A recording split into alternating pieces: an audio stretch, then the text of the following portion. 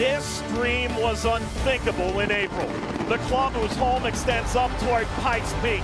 An ascendant transformation 4 years in the making. Twists and turns that match their name. Switchbacks. The goal by Enriquez. Now one win from the summit. Rhode Island is building their future 2,000 miles away. The present, 3 road upsets. A decade since the last expansion title in Sacramento. An explosive scoring duo, the Golden Playmaker. And he scores!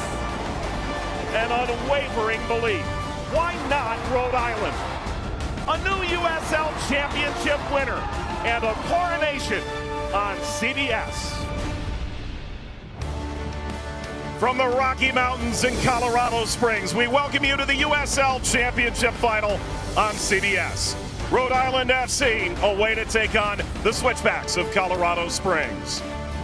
And hello everyone, joined by Devin Kerr and Marion Crowder in a moment. Mike Watts on hand, and welcome to this final. Now, these two teams' unorthodox approaches to get here. Both, Devin, struggled out of the gate in March and April. Give them a lot of credit. In November, better than the sum of their parts. Let's start with this Rhode Island FC team and this journey this year that has seen a bunch of talented individuals trying to make a play for the betterment of the group. Well, that narrative has now changed to a fully solidified unit, and the artistic expression for those individuals within the group itself. Showcase none better than the USL Championship assist leader, Noah Fuson, and his versatility within the lineup out on the wing today.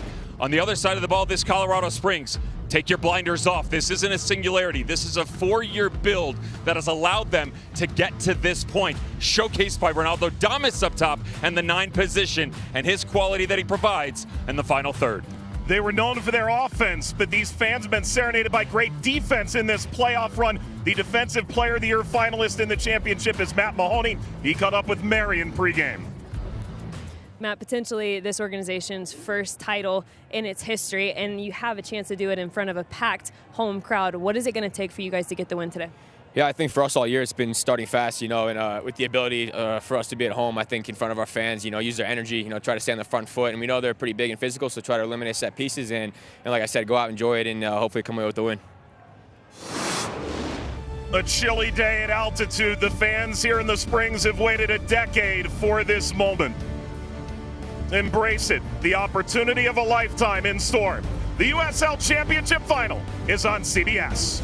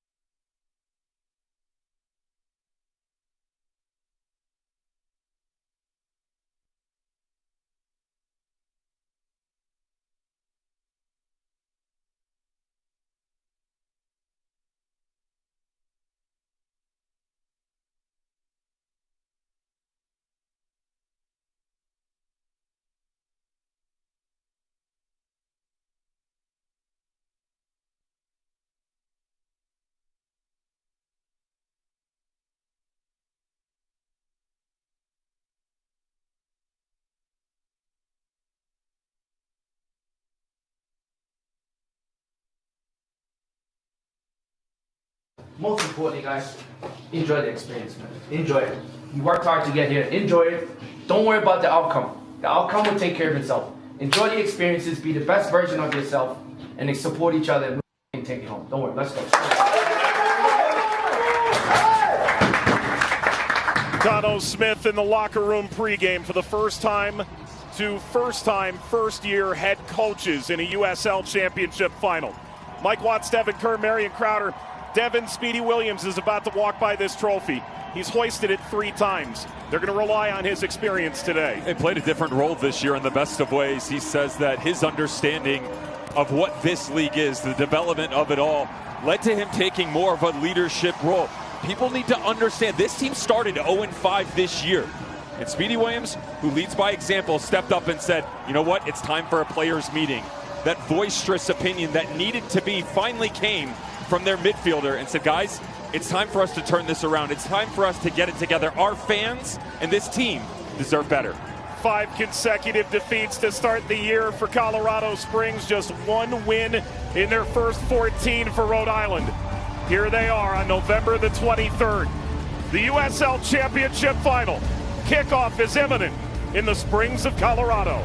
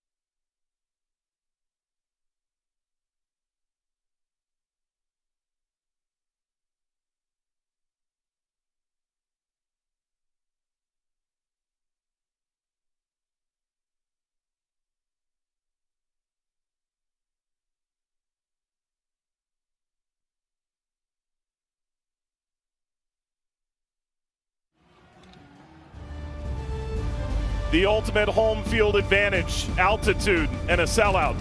Rhode Island travels well, they always do. The 5 seed of the East taking on Colorado Springs, the 2 seed of the West. And there is a change for the Switchbacks. Yeah, they need quick distribution off the back lines, both outside backs high, especially Aiden Rocha, but I'm looking at the 10 underneath and Juan Tejada This is unnatural for them. It's only the 4th time this year that Switchbacks have pushed him to the central location. It's about physicality and his engine to chase down this high line, Albert Dikwa and JJ Williams. They're 7-1-4 when those two start together.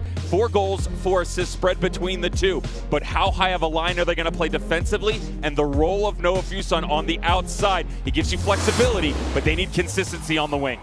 Cano Smith said at the start of this expansion season, to hit the ground running, you have to be lucky or dreaming. Perhaps no better personification than JJ Williams. 3 goals in the first 25 games, 8 in the last 4, including 2 hat tricks. Can he be the one to deflate this sellout crowd in Colorado Springs?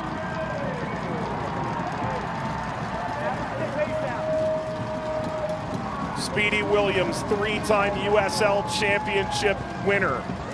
Did it in New York, twice in Louisville. Will he be the first to hoist it 4 times? It'll take your breath away, this moment. You play your whole life for that trophy that might be there at the end of this singular game. Ricardo Fierro's the referee. Juan Tejada stands over the ball. The 2024 USL Championship Final is underway on CBS. Colorado Springs hosting Rhode Island FC. Devin, you've been around enough of these finals, both as a commentator, as a player. The first 15, 20 minutes, a little bit of feel each other out, a little bit of a bar brawl. Especially in this league, both managers, with the understanding that it's been fickle over the course of the year, right? And especially with the flexibility you get out of both of these units, a lot of movement on the back line. That's a ball. Henriquez playing through! It's off the mark. Hanya nearly. A knock last week, relegated into the bench nearly right from the start. This is the flexibility, though. Watch the wings, the way that you converge from the outside. That's an incredible run by Ronaldo Damas to drag the separation through the 2 center backs and allow this to open up for Hanya. He gets the touch just a little bit wrong because of the way that it hops up off the deck. He hesitated for a half second that pushed it wide. But an incredible start for Switchbacks. No team has scored more goals in the first 15 minutes this year, and it quite nearly happened some 50 seconds in. Pinged all the way down, Koke Vegas takes it in. 4th best goal against average in the championship this year, just about 1 per game, 8 clean sheets. The 29-year-old brought to America by Landon Donovan in San Diego. Henriquez against Nadarse.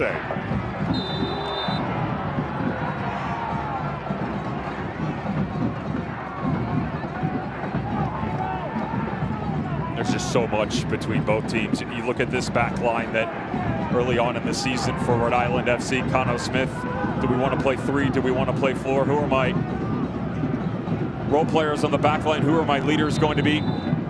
Khalifa Yao has always been the ever steady. They've now solidified the 3 with Morris Duggan joining in August of this season on loan from Minnesota United. But the way that they can pivot on the right and the left just gives them so much versatility, Mike, to be able to go and attack this game in such a wide variety of ways.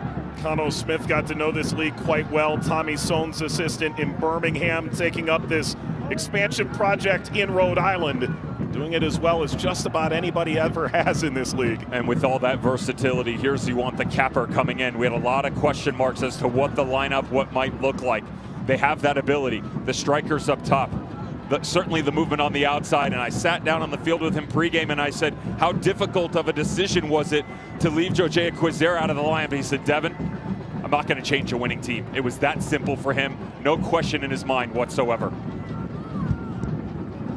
Coming off international duty from Rwanda, arrived in Rhode Island on Tuesday, and the team traveling 2 short days ago. Quizera available off the bench, which means Williams and Dikwa remain together up top. Free kick for Rhode Island.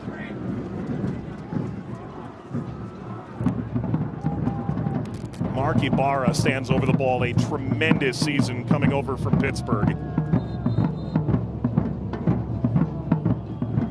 25-year-old from Ann Arbor, went on to star the University of Michigan.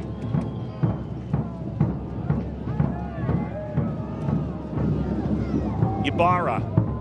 Williams snaps it back across. Arivo. Too much air underneath it. Colorado Springs, Devin mentioned it, previous 4 years essentially into this. They came as a brain trust, didn't they? Brendan Burke, the initial head coach 4 years ago, stayed 2 years. Stephen Hogan took over. Then it's James Chambers this year. Alan McCann on the bench as well. You put those four together, and they've done some pretty special things here in a pretty short amount of time. Damas through Tejada. Henriquez. Hanya waits at the back post. Damas making a run. Henriquez. I would say that that journey probably extends much further than the window here, though, Mike, just in Colorado Springs. The brain trust, over a decade together, some 15 years in the making of their relationships overall. Dating back to the Philadelphia Union, certainly their time with Bethlehem Steel in the USL Championship, but even before that, all of those men being at the helm of Reading. Guys like Matt Real, Matt Mahoney, certainly Zach Zandy. Zach Zandy's known him since he was 16 years old as a high school player. Jury's still out on whether that's good or bad. I was going to say, it turned out okay. Yeah. For which side? Well, true enough.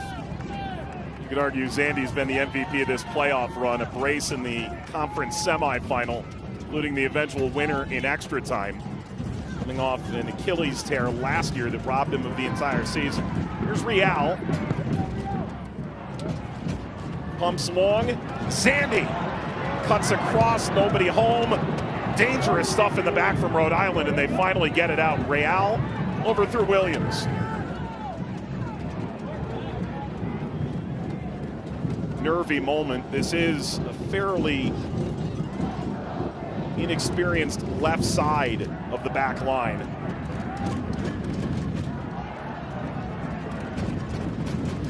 Reefy Yao, just 24 years old. Same for Morris Duggan. Back through Herrera. Let's Pierre. Tejada, known as the super sub in Tampa Bay over the years, has found his stride at the end of the season. End line running out of real estate, that snaps out. Shouldn't be surprised, though, with the energy that you're getting from the home squad right now. This Colorado Springs team imposes their will. They have all season long, right from the get-go. 12 goals in the first 15 minutes of regular season play. That leads USL Championship, and for good reason. You can see why they're just so aggressive with numbers coming back forward, and defensively, they're looking for some adjustments right now. Watch Albert Dequa on that front line for Rhode Island FC, dropping down and trying to shadow Zandy and Speedy Williams a bit more to eliminate some of this ball movement.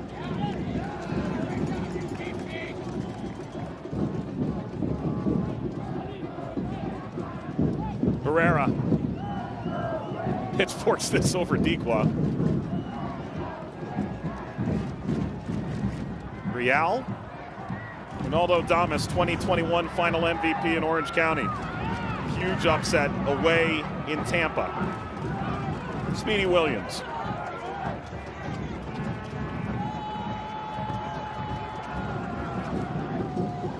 Rocha has been tremendous, moving to right outside back.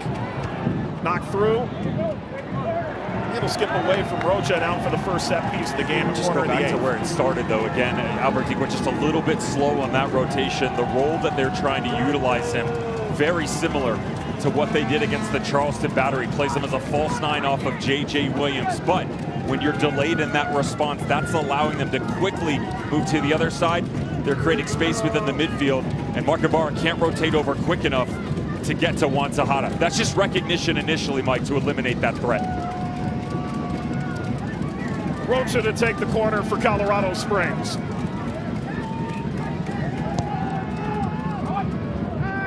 Overcooked it, Fuson. Undercut by Hanya.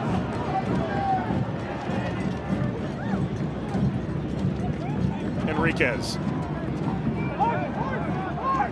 away by Holstead.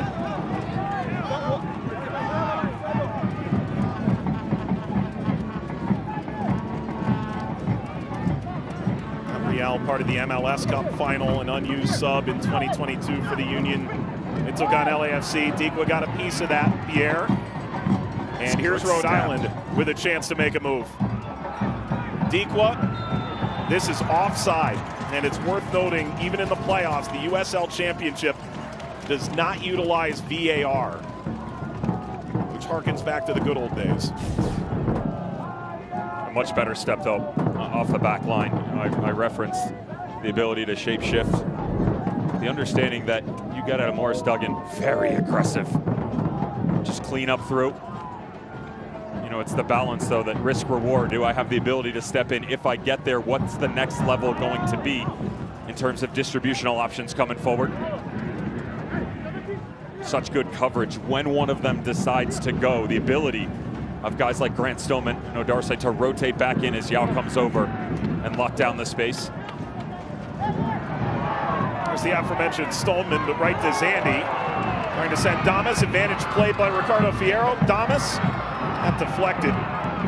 Stoneman, the beneficiary, really stripped by Zandy. Nevertheless, bounces away from Holstead. 10 minutes gone. This USL Championship final.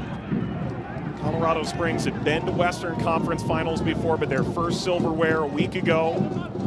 They knocked off an incredible Las Vegas story, 1-0. Juan Tejada scored the winner. Vegas, 30-point improvement year over year since Jose Bautista, the longtime Toronto Blue Jay, took over the club this year. Totally reinvigorated the lights. Rhode Island, quite the run, including knocking off the Players' Shield winner, the top seed, Louisville City. Knocked off 3 of the top 4 in the East. Contact on Hanya, and the referee says definitely not in the penalty area, and not a foul either. Just really good timing, not dissimilar from one of the balls we saw in the opening 5 minutes. And yeah, I don't think there's enough in there, Mike. You know, from our vantage point, felt like in real time there was actual contact, but well done by the referee. You want to tell the locals that? No. Tejada pressing. Still got to make our way out of here. Turned over to Enriquez. Lines that up, that's off the mark. Enriquez, 35 caps for El Salvador.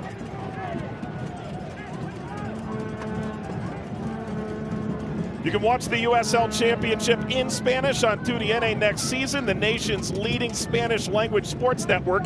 Select matches in 2025 will also be available in Spanish. Go to uslchampionship.com for the latest information.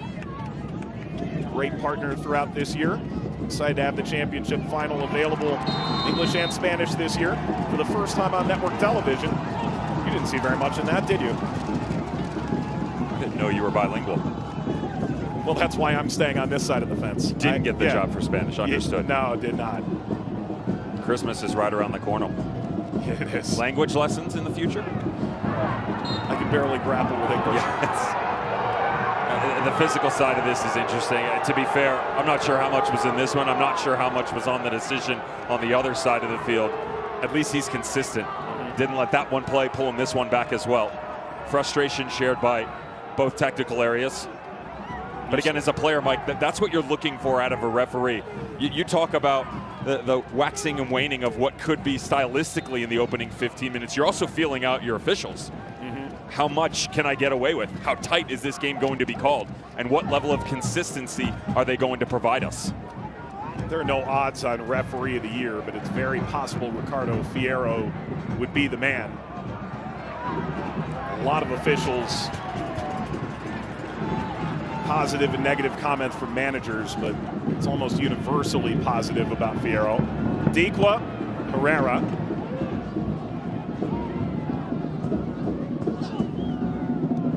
Williams brought it down. Harivo went down. That is a foul outside the penalty area. It's a card and a free kick.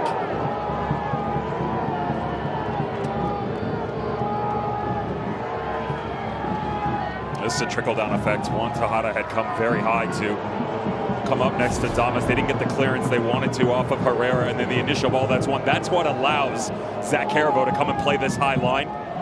It's something they've given him a lot more freedom as he's solidified himself within this midfield triumvirate.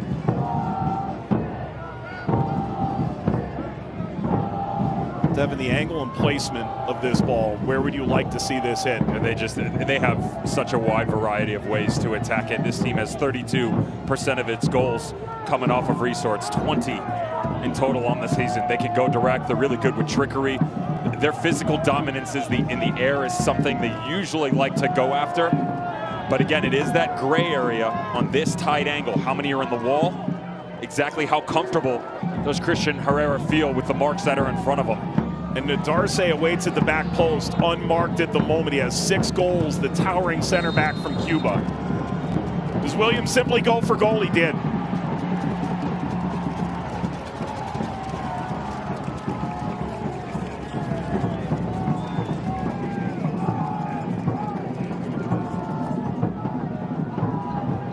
Mahoney got the yellow card. The only outfield player in the championship this season to feature every minute, the only Iron Man. A couple of goalkeepers did it too, including his, Christian Herrera. Oh, within that, you track the plus minus of players, and what that is team goals scored and team goals given up. Matt Mahoney is the only player in USL Championship in the top 25 that's not on Louisville or the Charleston Battery. Interesting. Arguably the far and away 2 best teams of the regular season, both upset by Rhode Island, so all up in smoke. Nadarce got tugged down by Pierre. Nadarce has been on this coconut surface multiple times now. The first of its kind artificial surface installed when the stadium rose in 2021. Not that Nadarce is really parsing out what's underneath it.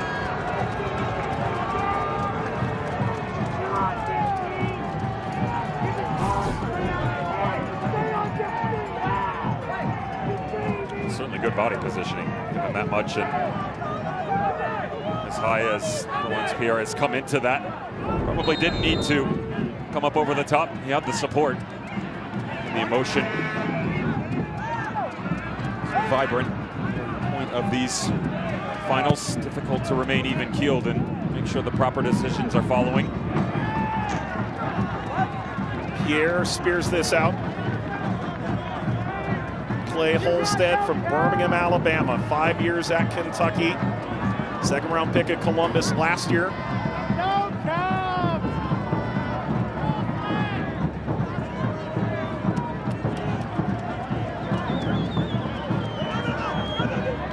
Holstead uncorks the long throw.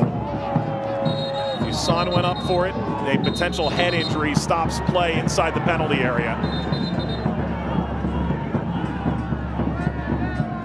So Matt Real be attended to. Just coming back up over the top, his own teammate.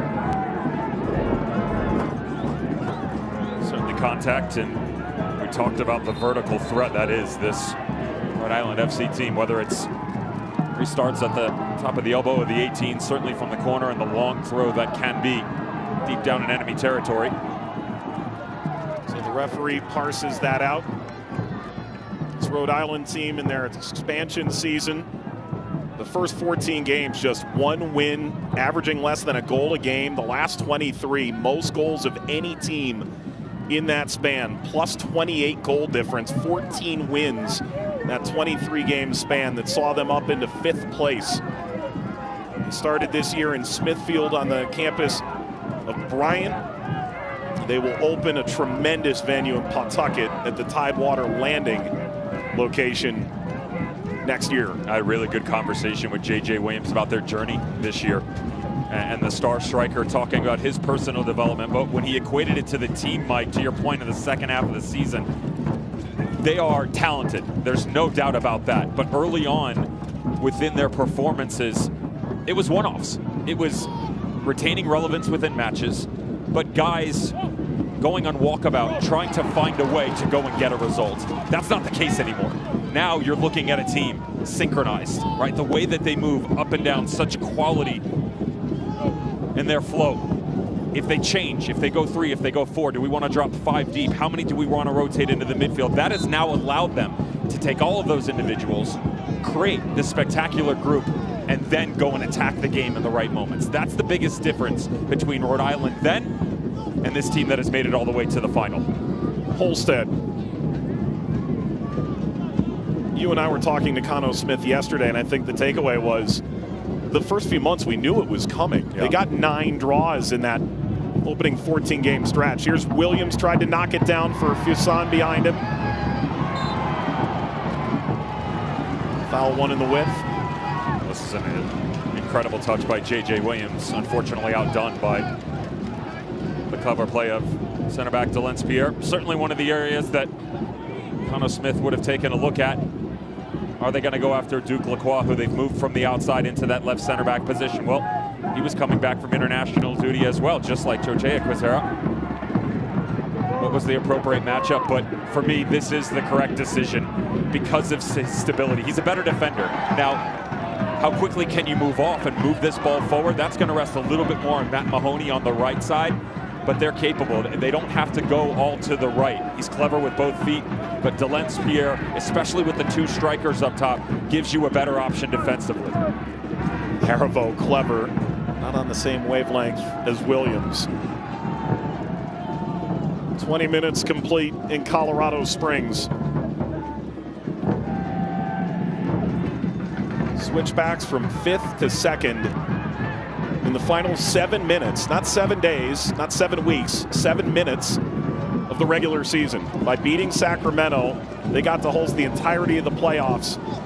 Once New Mexico went down in the West, Charleston and Louisville went down in the East. Delence Pierre. They rave about Pierre in Colorado Springs. Zandy. Habrial instead cuts inward. Anya. Rocha. Williams was an option back through Mahoney. Real is all alone, but they'll try back through the right.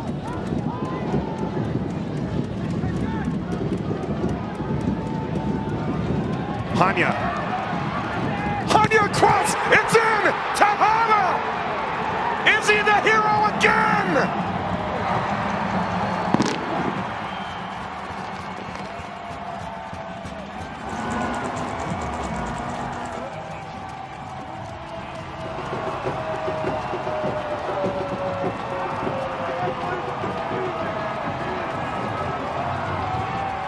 Juan Tejada sends this sellout crowd into rapture. 1-0 Switchbacks. That's just great patience on the far side. They initially allowed the run to develop and come high. They didn't play it, so as you rotate back through, that ball right there is what I was talking about for Matt Mahoney. How quickly and efficiently he can find Hanya. He's feeling it. Hanya in the opening 20 minutes of this game has been spectacular on the right side. Wrong foot's Mark Ibarra. That's the rotation that we referenced. He can't get there quick enough. It's a mismatch. And the pace that he puts on this ball, you can't put it any better.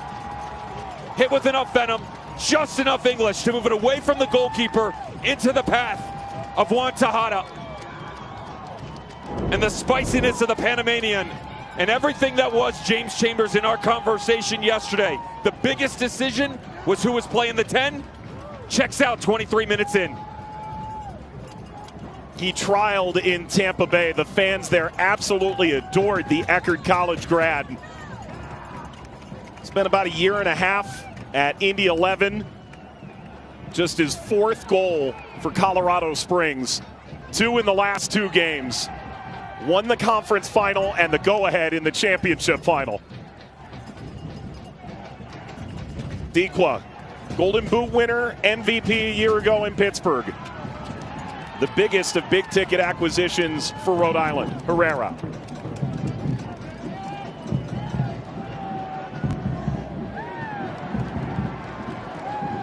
Does this change things for Rhode Island now? No, they haven't changed all year. You don't change now.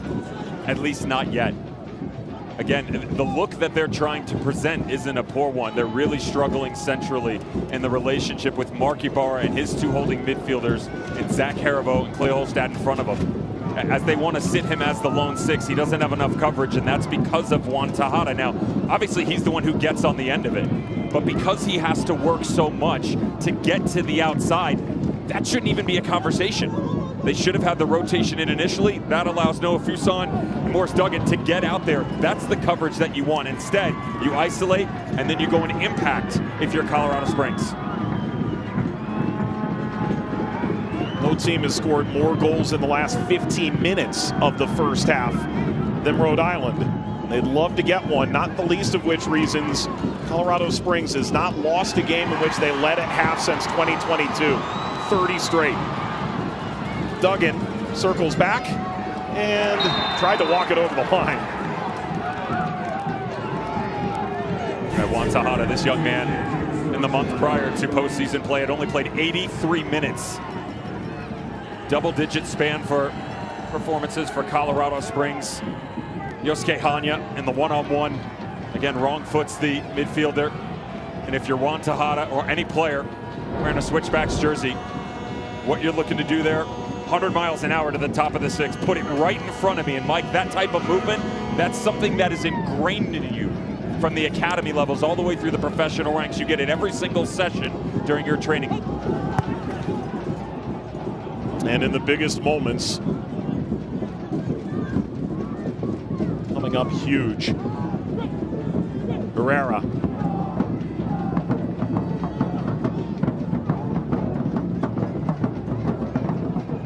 Just to cap it, the impact that that young man has had. 9th goal in all competitions for Colorado Springs since joining Switchbacks. 7 of his last 8 were game-winning goals. Wow. Don't miss a minute of USL action in 2025. The USL Championship is on CBS and ESPN platforms all season long. Catch live matches and expert analysis on the CBS Sports Golazo Network and ESPN+. Go to USLChampionship.com. The latest information. Golazo crew will join us at halftime to go through the major award winners, the USL Championship this year. It's been a wonderful partnership this year, including the first game in championship history on network television in Louisville in April. Now the first final on CBS. Caravo. You know, Dev, it's worth noting, I keep smelling bacon. This game started at 10 o'clock Mountain Time. Simply the nature of the window, the game being played in Mountain Time. Both these teams train at 10 a.m. Yeah. You can't recreate a final or 8,000 people watching you, but they have been waking up and going through these same routines all year. I would agree with a large portion of that. Understanding that when you're walking into the training facility at 8:30 in the morning to get ready for a 10 a.m. practice, it's a little bit different than walking into a final, right? So the emotion carries a little bit more here. But yes, there is familiarity within it for sure. Frustration as well. Let's go down to Marion Crowder on the sideline, who's been between the benches. Marion. I asked Alan McCann what ultimately led to the goal, and he said the game plan coming into this, guys, was just to continuously swing the ball, ultimately to find Zandy and Speedy in those pockets and pull the Rhode Island 8s out of position and then make the right decision from there. They felt like that's ultimately what led to the goal. And then for Rhode Island, Devin, you're spot on. Talk to Dave McKay. He said nothing changes. It's ultimately just been a slow start, and we've got to find our footing. But this is final energy from the Rhode Island side that they need to sort out. Tactically, nothing changes. The problem is the game plan needs to execute a little bit differently on that front line. They need to have a conversation and decide, are we going to drop Deekwood deeper? We saw that against the Charleston Battery. He was incredible in his efforts there. Turning in behind. Hanya goes down. No VAR to have another look. Yao plays away. Damas streaks in, wins the ball back. Tejada now. Tejada tried to get that across from the end line, wins a corner off Holstead. And just to finish on those swings, if they don't come in, now you're asking Haribo and Clay Holstead to come higher. They're just not tracking quick enough. There's a lot of communication, really good conversations coming from Rhode Island's technical area to the 11. They're just having trouble picking up the speed right now.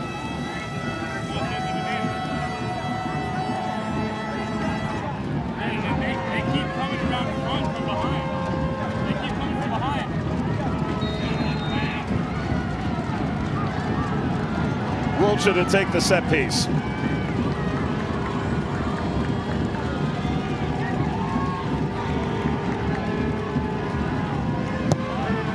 Rocha over to Tejada, falls back. Sandy had a go at it. Holstead, the deflection.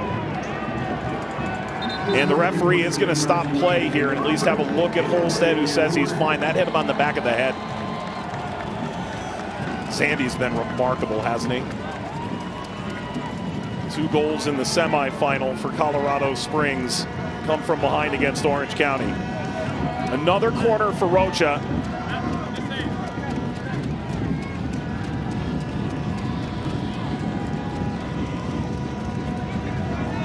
Faines now fires. Rocha away from Damas, and we'll do it again.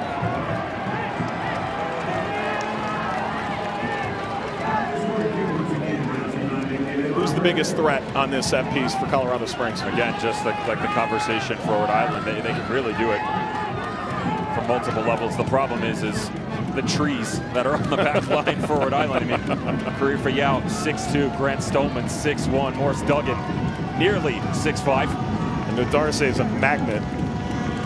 Rocha, 3rd time over. And Enriquez arriving.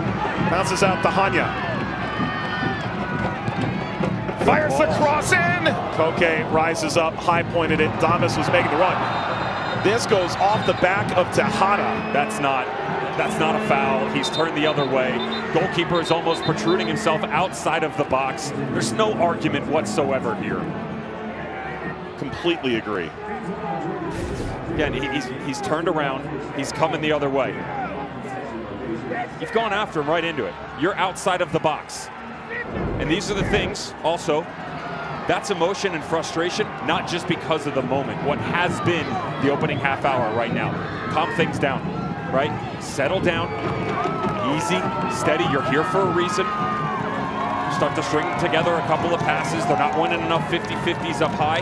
And reset this line, because they've shown us this mid-block isn't working very well. You either have to come a little bit deeper or come higher. I like the idea of sitting, absorbing more organized, allowing that front line to track, and then chasing the space in behind. It'll be a drop ball for Vegas. Does have some experience in La Liga. Helped Mallorca get promoted over in Spain. Tejada returns, no worse for the wear. Duggan.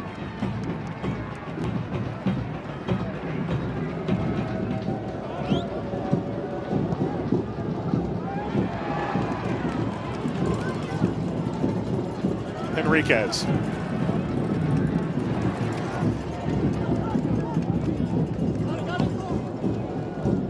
Fuson. There again.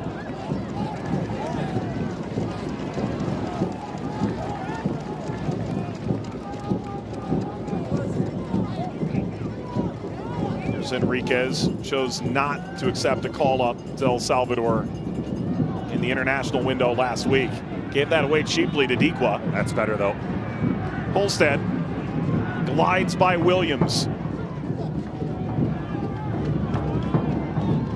Erivo. Duggan. Outside of a back 3. Duggan arrived August 10th. 10th start. Only 1 loss, 5 wins, 3 draws in that span. Yao. Zandy got a piece. Return from Damas. Zandy waited on it and wins a free kick off Ibarra. I'm surprised that he doesn't pull a card in this one. It's not really a play on the ball. Great job by the pressure to not allow him to play this ball to the far side. Jairo Enriquez had created a lot of space, but that right there, an attacking moment coming forward to reach in from behind. Questionable for sure that this isn't a yellow card. Be grateful if you're Mark Ibarra. Well, and you've got the leading scorer, a human lightning bolt, running out in front in a rare moment where Rhode Island is spread a bit.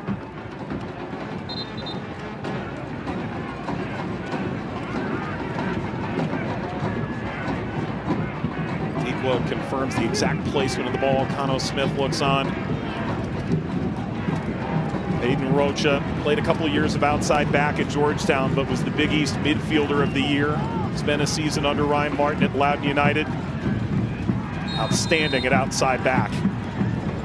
in this playoff run.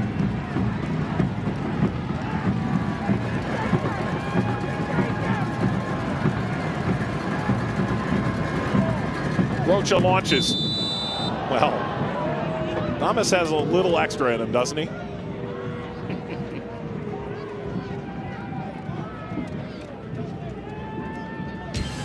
Today at 3:30 Eastern, it's big time in Minneapolis, where number 4 Penn State seeks to keep their college football playoff standing intact. They go on the road against the Golden Gophers of Minnesota. I wonder who you're rooting for in that game, Devin. Did you ever think you'd live in a world where you got to stand next to me and do a read for Penn State? You're welcome, by the way. It finally happened. Not for the read. It's for the relevance of the Nittany Lions. Still a long way to go to the college football playoff, but let's just say Happy Valley is certainly joyful at this time of year. It is. And that makes Devin very joyful. Great step through the midfield. Holstead, full speed ahead. Fuson, who's working off the right. Fuson plays early. Herrera somewhat in between. Perhaps for the best that Pierre took control of the moment. Though he does see the corner. Really well recognized, though, by Clay Holstad, the way that he jumped up through there. Those are the moments that I talk about when Ibarra can't rotate over quick enough. If you have the secondary option that pivots in, you still got to step through. And there's space there. As aggressive as the rotation is centrally for Switchbacks, you will have your moments. Make that a throw. It'll be another throw now for Holstead. Certainly has an arm.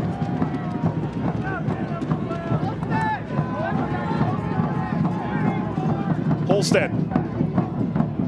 Darce came for it. Pierre remains down. So as Rhode Island sent the reserve through, the potential head injury for Delence Pierre causes the referee to stop play again. I know Darce picked up some of this as well. 4 separate instances now where his body has certainly been put through the ringer in this first half. Can we talk about the towers that were the back 3? Darce comes through. Oh boy.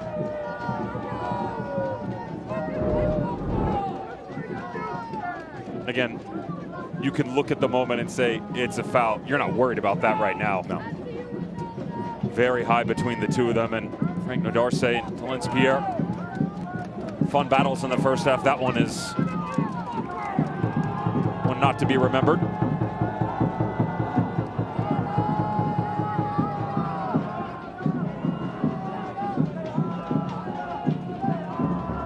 James Chambers said Pierre is just physically superior. He can move, he can distribute. He said on the back line, he's a monster. Spent some time in the Real Salt Lake Academy system, ultimately chose to go the collegiate route, a Portland pilot. 24-year-old from Fort Lauderdale who capped for the Haitian under-20s. Arrived on loan at the end of last year from Real Salt Lake, but available again this season, and they were all too happy to welcome him in.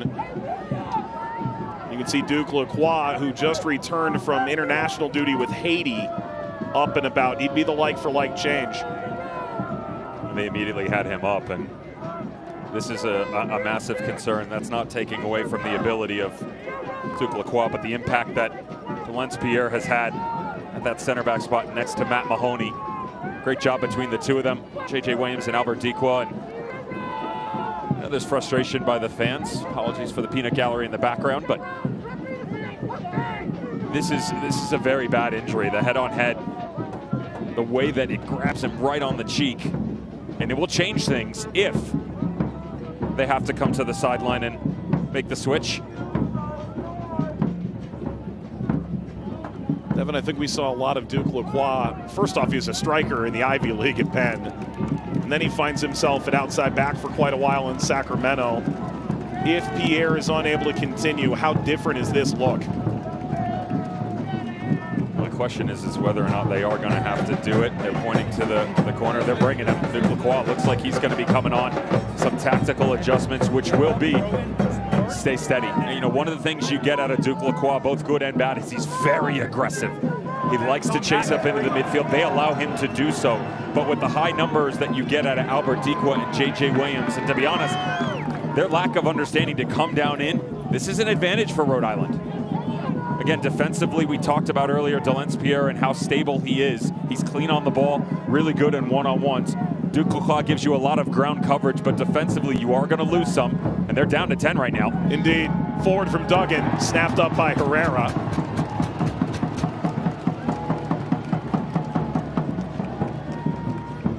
Who knows to take a moment and a breath. If anything, to allow the sub to get ready. Quaz just putting in his shin guards now.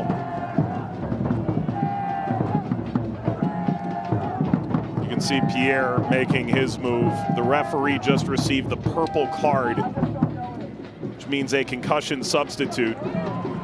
With the IFAB rules installed a few years ago, it means both teams will have the ability to use 6 in regulation and potentially a 7th should this go to extra time.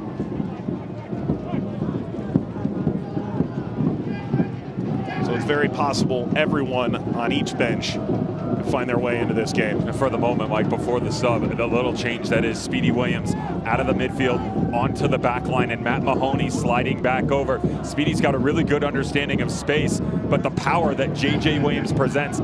If I'm Albert Dequa and JJ, I'm putting so much pressure on them right now. I want the ball up into me and allow them to chase this little tactical adjustment on the back line for Colorado Springs. Williams and Mahoney side by side at center back during this 10-man gap until they can make the sub. Damas lost the handle. Stoneman. Fuson. There's a push. That stops play and allows for the sub. Duke Lacroix enters. Select is the official match ball supplier of the USL Championship and many elite leagues throughout Europe. Visit us.select-sport.com. The latest Select products, specials, and more. Select, the player's choice.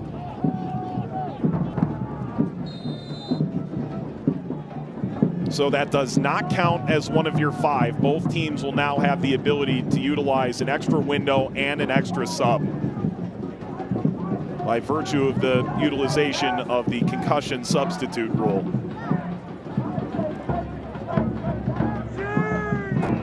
And to your point about Lacroix, you're 4 minutes plus, I imagine, an extended amount of stoppage time away from halftime. Get that far with the lead, and then figure it out. The dressing room, bingo. Easier said than done, though. That's about Matt Mahoney. That's about Christian Herrera on the back line. That's a good ball coming out. Enriquez did a wonderful job to pull it in. Damas wants it. Enriquez continues. He went for goal. And Enriquez again! Oh! Oh, yes! A remarkable goal from Jairo Enriquez! 2-0 Colorado Springs!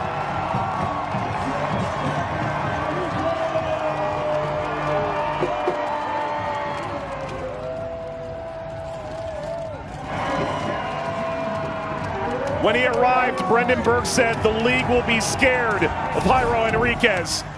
What an incredible goal. The step right through again, Juan Tejada. Unreal performance in this first half. The way that he rotates to the near side. The tendency had been to the right, but there was a quick switch. Kanya had gone right. Enriquez switched back over, but now he's come near to the left again. His first touch. Watch the way he peeks his head up. He's allowing this space to drift. Now he's got a center back flat-footed and the cut back across. Yes, you get coverage from Grant Stoneman, but the way that the ball bounces off, you don't have the ability to react quick enough.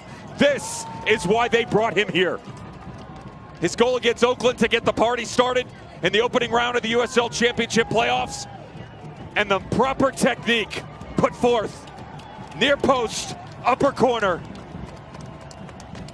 Ask for more, receive the best. And Jairo Enriquez has doubled it. From San Salvador, has captained El Salvador on a number of occasions. He's been in and out of the lineup throughout the year. Made his debut at the biggest club in El Salvador, Club Deportivo FAS, which for all the real CONCACAF-loving degenerates is a well-known side. ultimately arrived here in Colorado Springs 2.5 years ago, and what an impact. All the while, there was advantage played for Yosuke Hanya. He was dealing with an injury last week. 25-year-old from Tokyo. Went from FC Tokyo's youth to debuting in the 3rd division in Japan onto UMass. And is it possible that Colorado Springs will have to make a second change before halftime? And based on Hanya's direction toward the bench, that appears to be the case.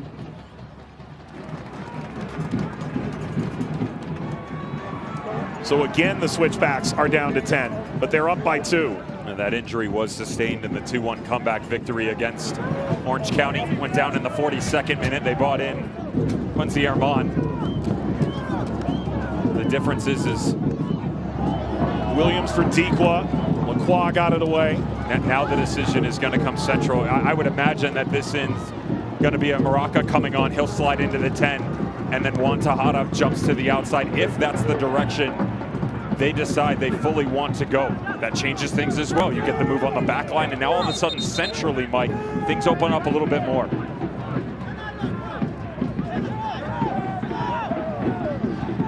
James Chambers has decisions to make. The court official has indicated there will be a minimum. If you want to make a change in midfield, you could also go to Echeverria. Now they've changed it. They've gone with Quincy Armand. And to me, this is better. And here's why. I just talked about all the movement. If you bring Yosuke Hanya, you're not going to get as much flexibility with he and Hyro. They don't switch as often on the width, but you retain Juan Tejada centrally, and that's everything. His ability to close down ground, really move the midfield 3 has been a constant the entire first half, but still, you have had to go to your reserves much earlier than anticipated.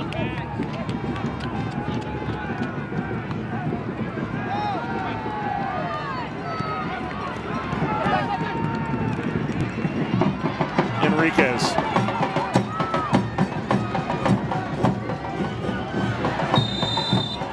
Foul from Jairo Enriquez. This deserves another look, or 5. Again, Jairo Enriquez, the cutback across. He did get Karifa Yao to stop Grant Stoneman as Yao rotated over. Good coverage, but neither reacted quick enough. 2nd in postseason play, 4th on the year.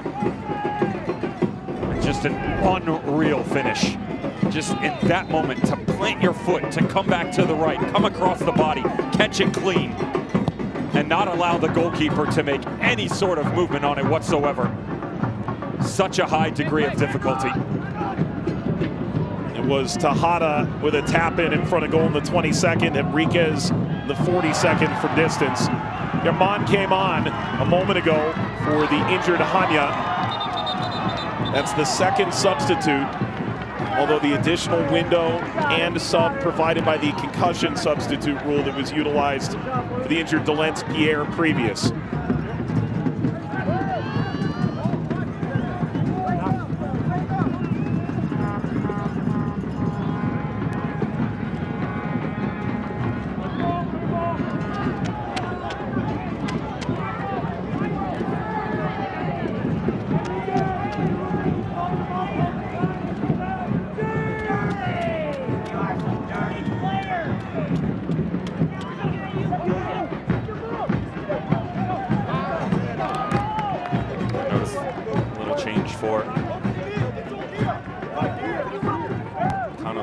Just before he's rotated Darcy onto the back line. Grant Stoneman has come in, and a little bit more of a 4 for this team, and that also changes. I don't know if you saw into this right side.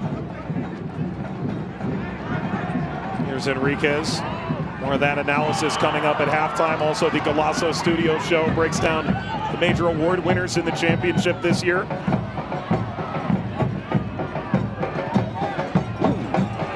lot of English on that.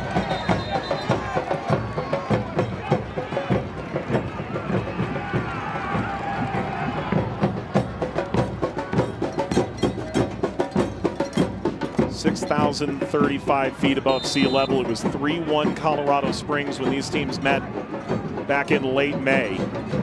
This is only the second game at altitude for Rhode Island. The previous, of course, being this. Did not go to New Mexico, any of the other more elevated locales. Next closest they visited was Las Vegas at 2,000 feet.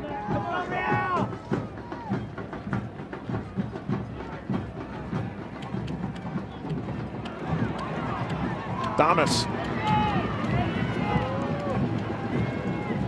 Tackle. Wonderful work to keep this alive. Swaggering inside, went for goal. Coque Vegas. An enormous save just shy of halftime.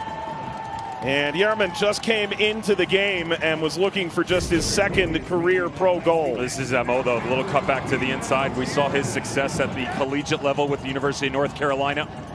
The Tar Heel, ever present on that left foot. Wants to cut back in, wants to put the English on it, but the goalkeeper, ever steady.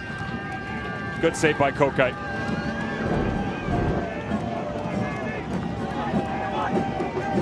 Rocha gets the unenviable job of taking this corner in front of the Rhode Island support.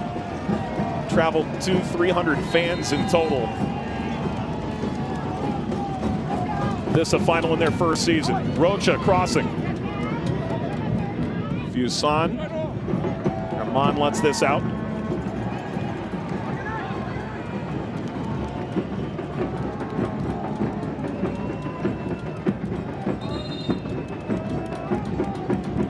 Appeal to evade any time wasting here to Mahoney.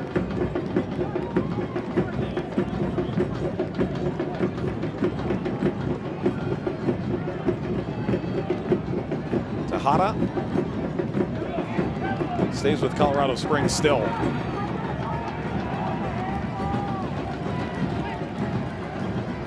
Thomas showed for it in toward Tejada, sent away by Ibarra. Dequa.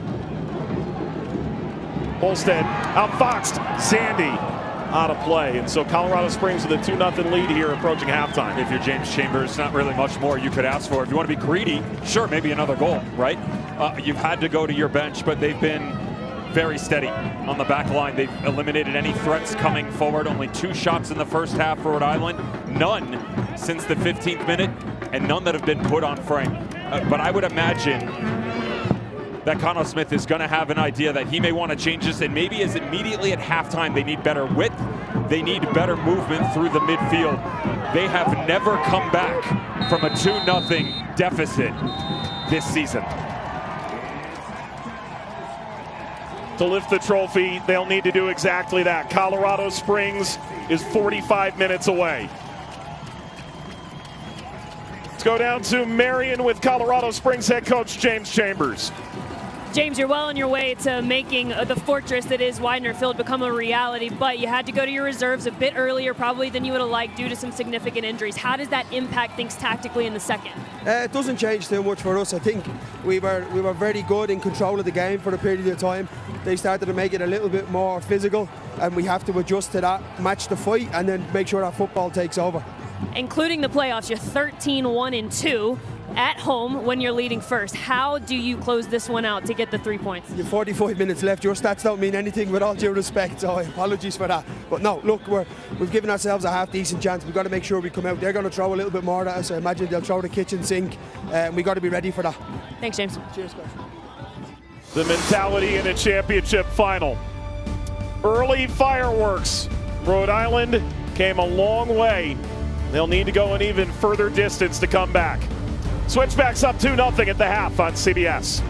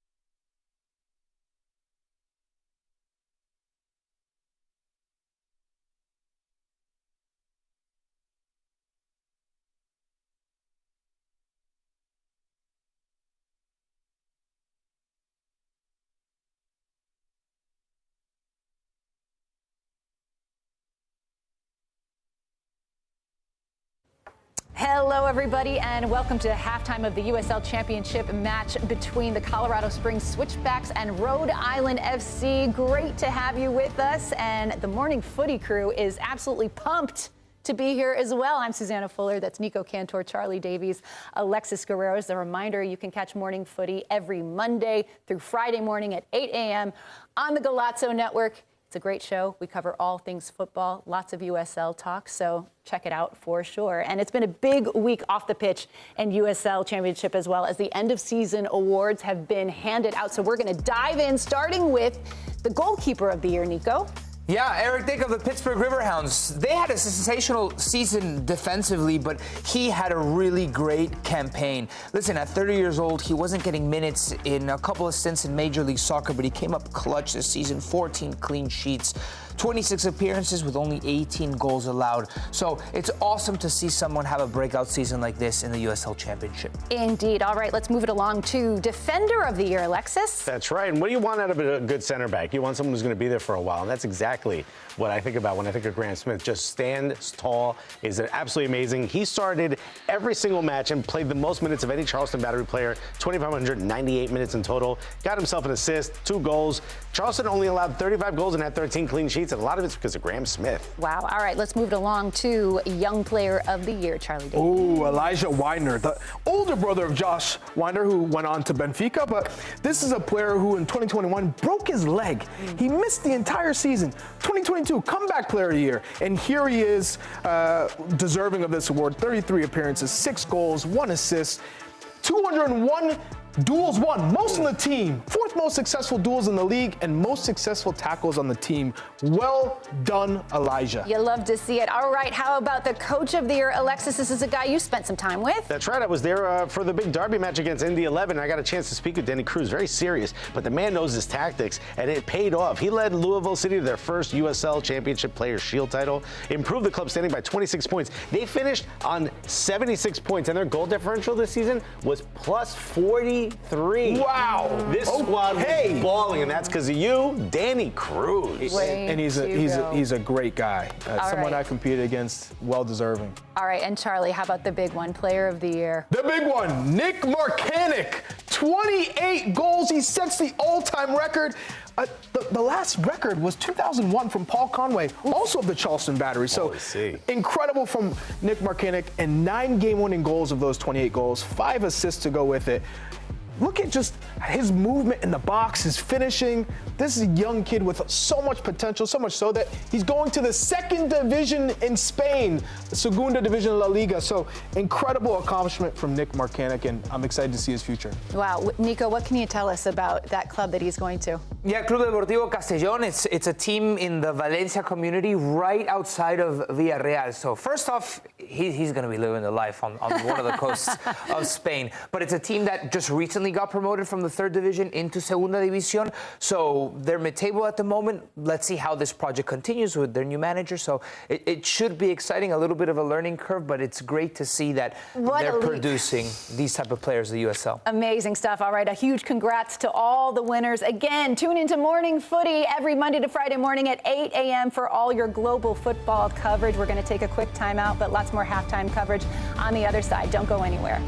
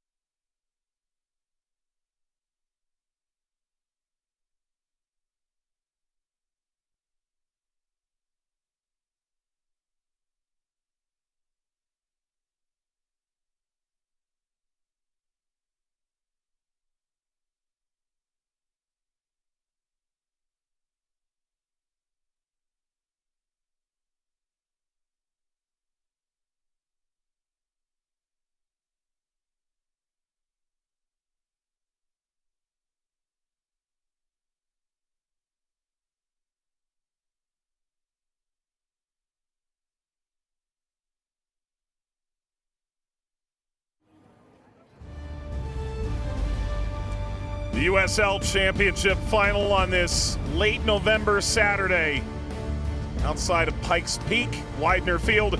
2-0 Switchbacks over Rhode Island. And come back in, everyone. I don't know what looks better, the mountains or the trophy, or Devin. That's Devin.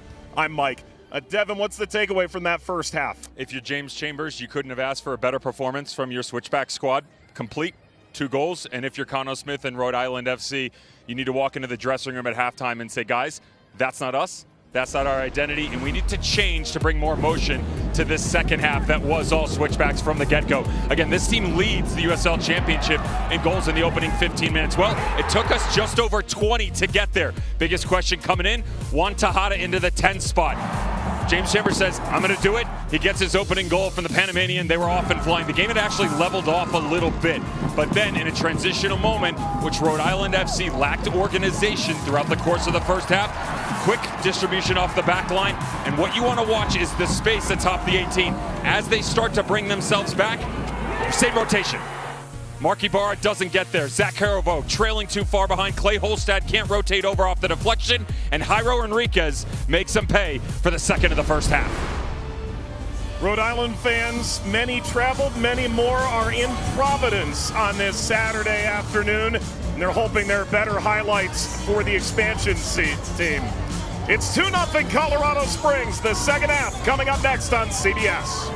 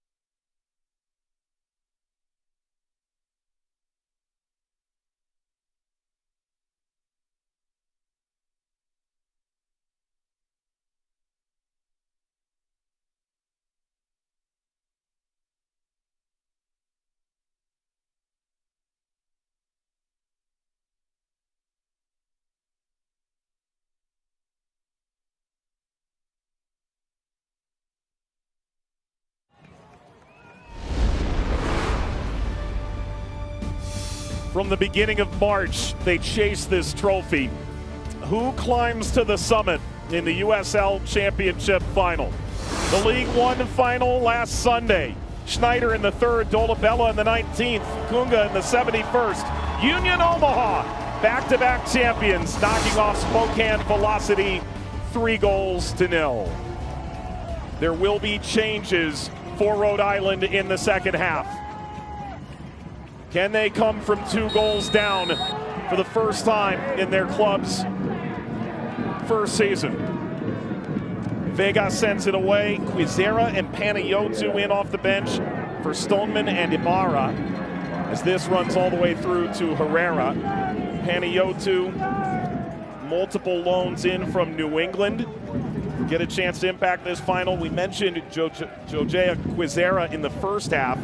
He had the tying assist in a win against Nigeria in AFCON qualifying for Rwanda. That was Monday. Traveled back to the States on Tuesday. Came here to Colorado Springs on Wednesday. And if you think his head might be spinning a bit, you're probably on the mark. Ball sent long. Lacroix steps in front of J.J. Williams. Zandy. The door was closed. He got caught by Panayotou. Notably, this keeps Fuson, Dikwa, and Williams all on the field together going into this second half. And the question is going to be is how you deploy them, though, because you got to find a way on the attacking side to get yourself back into it. Again, the last shot for this team, neither of which have hit target. We're in the 15th minute of this game. With the addition of Jack Panayotou, now you can get more movement out of your 2 9s. Albert Dikwa or J.J. Williams can play high. They're going to allow Panayotou to have freedom, though. He can bump up onto the front line. He can rotate underneath. The biggest change is going to be centrally next to them. Clay Holstein and Zach Haribo. They'll flatten their shape out. They got to cover a lot more ground than we saw in the first half. Mahoney. Herrera. Over Quizera. There were 2 changes in the first half for Colorado Springs. Pierre left due to a head injury. Hanya left due to an injury in the final 10 minutes of the half. Herman and Lacroix came on in their stead. Let's go down to Marion. I want to add to Devin's point, obviously, tactical changes that you're seeing for Rhode Island, but I talked to Kano, and he said that ultimately our forwards have to hold the ball better in the second half. We haven't passed it at all. When we do, they're not doing a good enough job of holding up the ball for us to have link-up play, but ultimately it comes down to us being braver in this second half. So that's the charge from Kano Smith, the Rhode Island head coach. Panayotou chipping. Real came to defend. Fuson wasn't able to keep it in.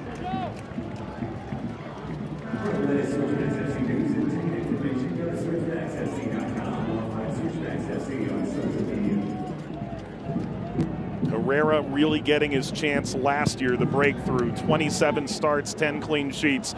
It was a turnover at home against San Antonio and led to the lone goal in that meeting in the playoffs that really served as a motivating factor this year for the switchback goalkeeper, who's played every minute of this season. It's been tremendous. Slide in, couldn't dispossess Quizera. That's behind Williams. Tejada. Far side's open if they can get it there quickly. Herman, he spots the run. Enriquez, a tremendous first half goal in the 42nd. Enriquez, end line, caught by Vegas. Much better recovery defending there, though, from Craig Nodarse on the outside. Again, he drifts in deeper with what we saw a change here in the first half. The personnel are different now. He starts to deploy himself in that role. And Williams is offside. You know, Marion brought up Kano Smith's point, head coach from Rhode Island FC, and that he wanted them to hold the ball up more. I would say that to go along with that, just level of activity, Mike. You know, I address the defensive shape up top and maybe lack of effort, but also winning your individual battles and also challenge this back line, right? The change, unfortunately, that Colorado Springs had to endure in the first half due to the concussion sub of Delence Pierre brings Duke Lacroix in. We haven't seen them attack him whatsoever. Now you've got 2 up top instead of 1 more consistently. I'd be asking for that ball immediately if I was a 9. Give me service in, let me go and put fear back into this back line.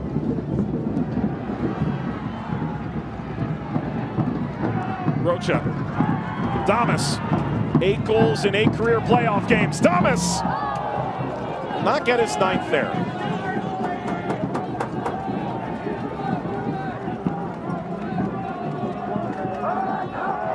CBS Monday, grab your gear and head out with a new NCIS, followed by a new NCIS Origins. Monday night is NCIS night on CBS and streaming on Paramount Plus. Season's over. You want a little popcorn together for some NCIS? I'll be watching plenty. You butter on the popcorn or Big fan. Well, the popcorn and the NCIS. Got it. This sounds like part of the promo. That's not true.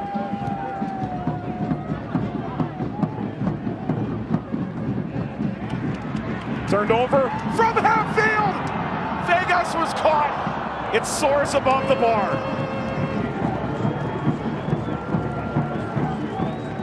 That was nearly the showstopper.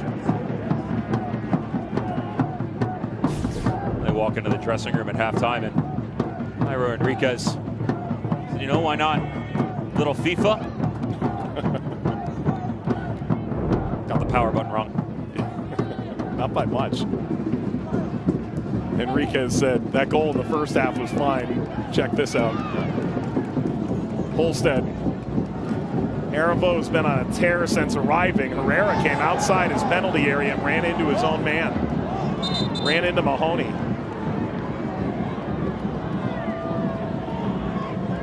And this is more notable than normal, and here's why. Number one, it's your starting goalkeeper. You want to make sure he's okay. It doesn't look like there's going to be an issue.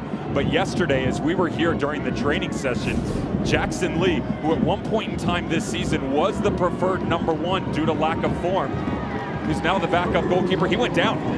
Unavailable for selection today. Actually is on crutches on the sideline. So Rhode Island is down their backup goalkeeper. They've got a guy who's never played a minute in this league. Herrera played every minute for Colorado Springs. So both sides have backup goalkeepers who've never played this season, which is remarkable, Devin. So if needed, it would be Joe Rice. Although Herrera seems fine. And that's good news because he's about to be put under some pressure. We mentioned that fearsome, height-inclined back line. Sorry about the microphone. For Rhode Island, can they steer this toward frame? They go high. Holstead! Didn't get all of it. Damas is out on the run. Damas has caught Vegas. Damas by his lonesome. Ronaldo Damas!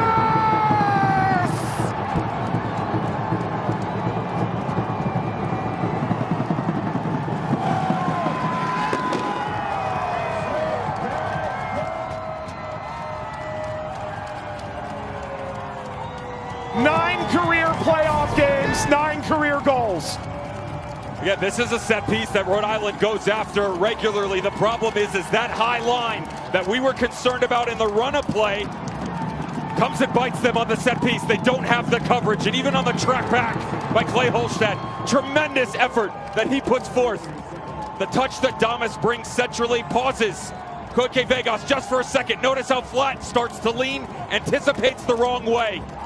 And what has been a bit of an off season. 12 goals for that man, 7 from the penalty mark, but his now 9th postseason goal. That's tied for most in USL Championship postseason history. The lights are on, and Damas is shining bright. Championship crown in Orange County in 21. Won the League One double at North Texas. And the Haitian International in the 53rd minute may have just thrown the dagger into Rhode Island.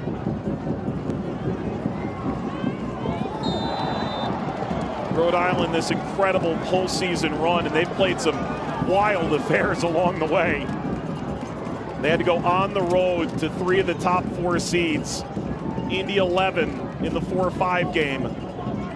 Louisville, they're the only team to win at Lynn Family Stadium this year as an opponent, and they did it twice. And then they go to Charleston and unseat the team who was a kick away from winning the final last year, falling in penalties to Phoenix Rising. Hasn't reached midnight in this Rhode Island expansion year. Damas chasing, Vegas floats. No expansion team had won the title since 2014, Sacramento. Only one team has ever gone on the road in all 4 games to win the title. Phoenix did it last year as a 6th seed. And while Lexington is set to join next year and test whether they can live up to this expansion hype, this Rhode Island team, a remarkable turnaround from the beginning of the year where they were so close, yet seemingly so far away. A league record 15 draws, now 3-0 down, their season dwindling. But still very much in it. the leading scoring team in the championship over the last 24 weeks. The question remains still, why not Rhode Island?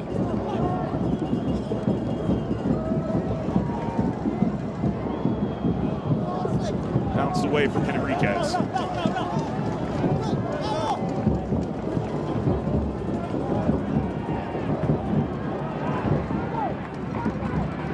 Guizera.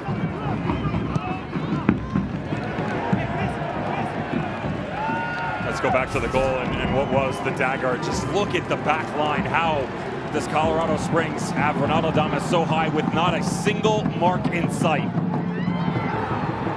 What has been the utter backbone of this Rhode Island team. Set pieces and restarts. They're going to rue the day that they let that one get away from them. How do they not drop at least one, most likely two, to provide the proper defensive coverage and eliminate that threat? Foul from Yao.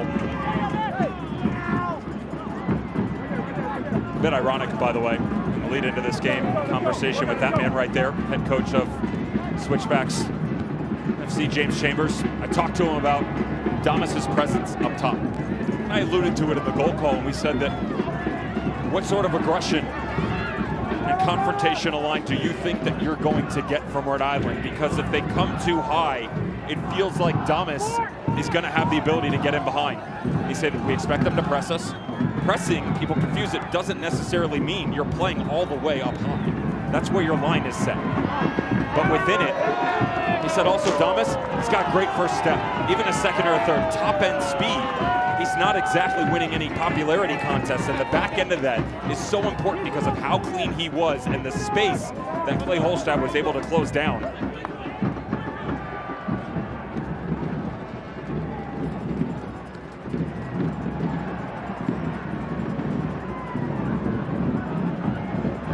Too. You mentioned how aggressive Lacroix was, the center back coming off the back line and winning the ball. Oh, that's clean right there. Enriquez for Zandy. Holstead intervenes. Just got to maintain belief right now if you're Rhode Island. Their relevance is everything. 15 draws in the regular season. That's almost in USL Championship history. They always found a way to stay within striking distance. And yes, that coverage is a little bit further away than we're used to seeing, but it's what the identity of this team is built on, Mike. Is the belief that no matter the circumstance, the player, the opponent, they have a way to get back into it. You just got to retain that understanding that you still have a chance within this match. The shirts the players wore getting off the plane said Road Warriors on one side, never say die on the other. Need a splash of both now. So we approach the hour mark in Colorado Springs. Sold out. 8,000 plus at the highest elevation in all of American professional soccer. 6,035 feet. The nearby Air Force Academy actually places a sign in the tunnel that the players of the opposition run out of with fast facts about how difficult it is to play at altitude and altitude sickness. 21% less oxygen in every breath you take at 6,000 feet as opposed to the case in Rhode Island, which is less than 50 feet above sea level. And that's going to play a role down the stretch, no doubt. Tejada couldn't combine with Rocha.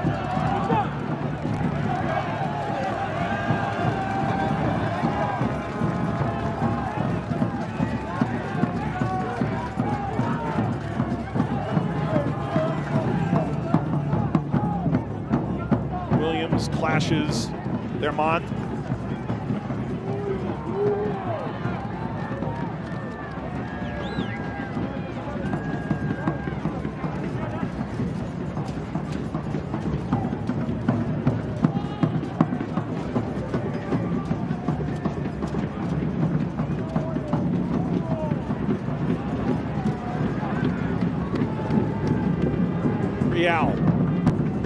Herman, excellent first touch and tad too heavy.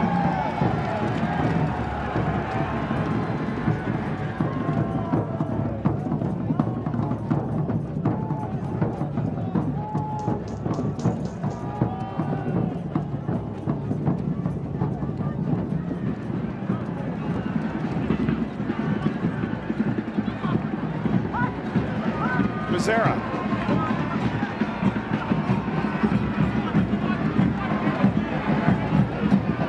Quizera isolates, chip to the backside. Nothing there. Substitutions coming for Rhode Island, and we'll step aside for 30 seconds.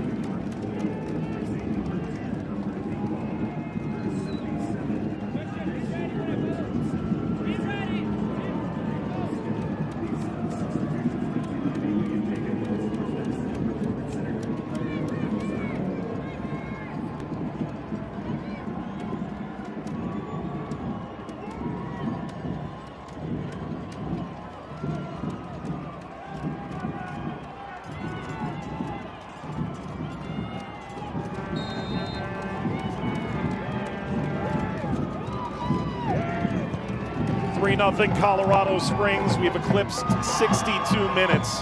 This USL Championship final. A grueling 8-month season, 34 in the regular year, 4 playoff games, and the Switchbacks on the cusp of their first title. Double sub for Rhode Island. They brought in Panayotu and Quizera at halftime. They brought on Mark Doyle and Amos Shapiro-Thompson to try and impact, notably Holstead off, but also last year's Golden Boot winner Albert Dikwa takes leave.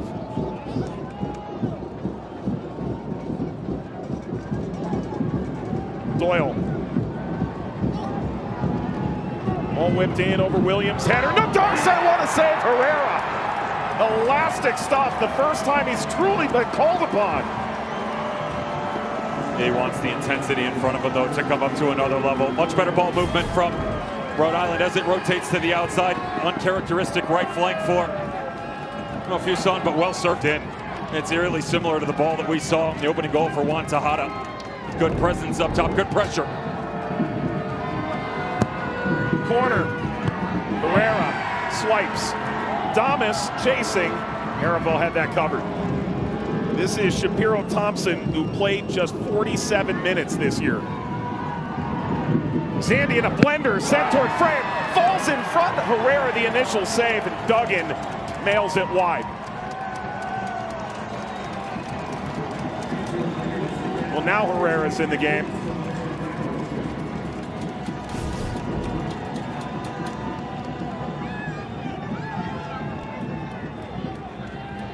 "12 clean sheets, including 2 in the playoffs." Cano Smith saying this Colorado Springs team, when they are compact, it can be a really long day if they start to possess the ball. Rhode Island finally gets a hold of it. It's a lot more of what James Chambers spoke about. Yeah, Herrera made some big saves, but it's been a little bit of everybody. If they finish with a clean sheet, only a quarter of a goal a game in the playoffs, tying 2017's Louisville City team with the best mark in the history of the championship. It'd be 3 shutouts and a 4th-minute goal conceded to Orange County, ultimately led to an extra time win in the Western Conference semis. And probably the biggest area of growth that they've experienced, not just in this window that has been postseason play, Mike, but over the course of the year. Now, I talk about this being a 4-year build. The identity of this team was about attacking firepower up top. A very fun quote that former manager Brendan Burke gave to us once when we talked about their defensive struggles, and said that, wow, you guys are really good on the front. He goes, yeah, we might concede 99, but we're going to score 100. And that's the firepower and intensity that they brought. But it's changed, and it's about organization. It's about belief, but also everybody's role's more defined, and James Chambers saying that this is something as the second half of the season has gone on. It's not about the players, it's not about the coaching staff, it's about the collective effort and everybody buying into the belief. Henriquez off, Echeverria on, and what a goal from Henriquez. You really can't ask for more if you're James Chambers. If you're a Switchbacks fan, Jairo Henriquez, just as clean as it could be. Coming through, try to produce the dramatic from about 60 yards out, 10 minutes after. Second on the afternoon, 4th of the season, in what is predominantly cruise control for this Switchbacks team over the course of the match. Rocha to throw. Don't forget, this Colorado Springs team started 5 straight defeats. Damas, end line, touchdown, that's a corner. Eventually, Colorado Springs got on the board. Their first home win came 2+ months into the year. Gabe Rocha spoke to us yesterday. Remarkable, the seat's still full. Everyone believed that this was still possible. Speedy Williams calling a team meeting saying, I know there's something special here. They never lost belief.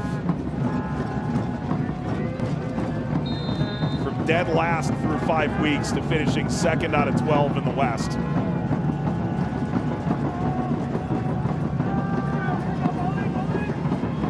Rocha offers the corner. Herman across. Vegas. Echeverria just came into the game. He was waiting.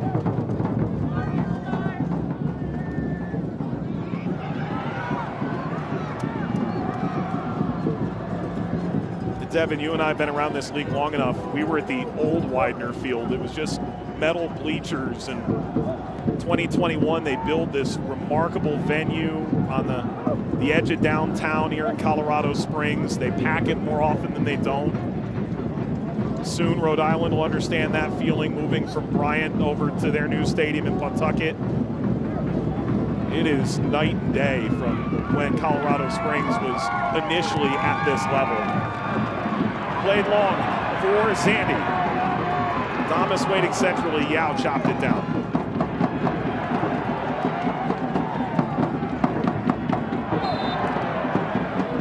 I would take it further than that, Mike, that it's not just Colorado Springs, it's not just Rhode Island, it's the growth of the league overall. The quality of play. Getting an opportunity to chat with both sets of players. How much has changed that the soccer-specific stadiums, the depth of roster compilation, certainly the top-level coaching that we've been able to see on a more frequent basis. The modern era of 2011 till now, and really what has been the past 5 years. What an astounding growth pattern in the best of ways for the USL Championship. Next year, Lexington joins the fold, then Brooklyn, Jacksonville, Santa Barbara, Oklahoma City returns. The new announcement for a team in Dallas. Yeah, Tidewater Landing is coming next spring for Rhode Island. Downtown Pawtucket with Sacramento at the rail yards, Detroit City, New Mexico. Oakland will play at the Coliseum next year. Oklahoma City planning their 8,000-seat venue. New venues, new teams. Certainly a much higher standard in the championship.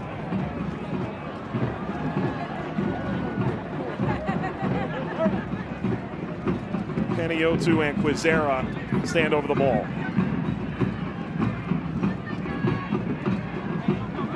Rhode Island unbeaten in 9 coming into this game, trailing by 3 with 20 minutes to play. Panayiotou gets the go-ahead.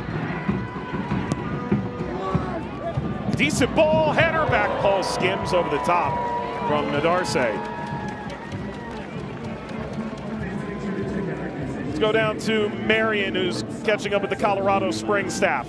When I asked them, what do you do to close this game out with this 3-0 lead, they said, first and foremost, we control the game by being on the ball. The more that we can make them chase, the more the altitude has a chance to take its effect. And then after that, it's all about winning the fight. It's about winning the bar fight, winning the first balls, and then focusing on our sixes to win the second. They're still very active in that as well. And I do like the changes that have come here from Rhode Island. Good rotation by Jack Panayiotou. Zach Haribo coming a little bit deeper though, and they're still pulling that front line. They're not getting them high enough. Mark Doyle and J.J. Williams when they start to rotate side to side. Just not as in sync as we've seen over this magical run in the second half of the year.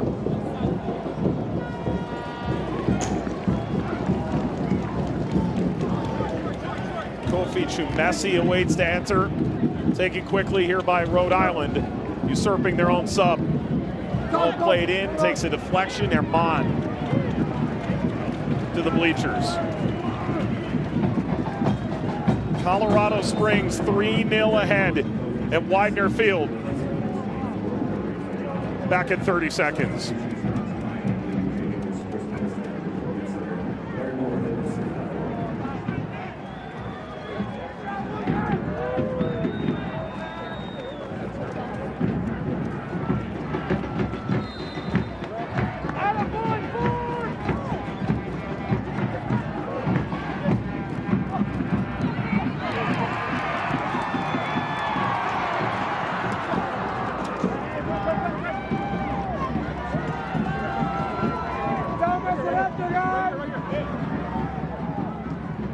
In from Duggan and Rhode Island. And from Chumesi. Here's Panayotu, the 20-year-old loanee from New England. That's a good ball. Suddenly there's a bit of space to roam. Williams closed it down toward J.J. Williams. Settles and sneaks back. Here's Duggan.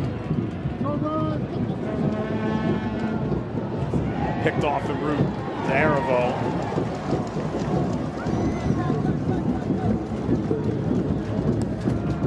Go down to Marion with more on Rhode Island's mentality late. I asked him, how do you get one back? Because ultimately that's the goal when you're down for a 3-0 deficit. Here comes Doyle. Can he get the one right here? Wonderful work from Lacroix. Bursts by Doyle and it finds Herrera. Frustration by the Rhode Island fans in the corner, but notice the response by the players that this is just good old-fashioned brute mentality and the closure of space by Lacroix on the shoulder-to-shoulder challenge. That's a big boy tackle and a massive moment.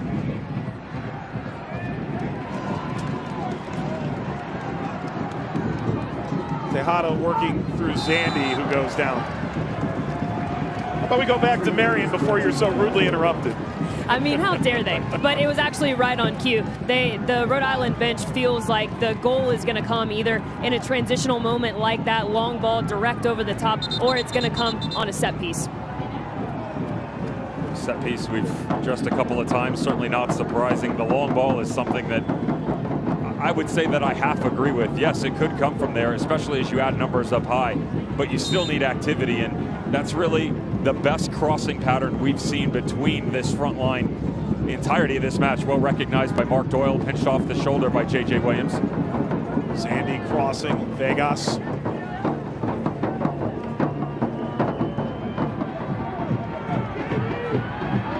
Mahoney against Doyle.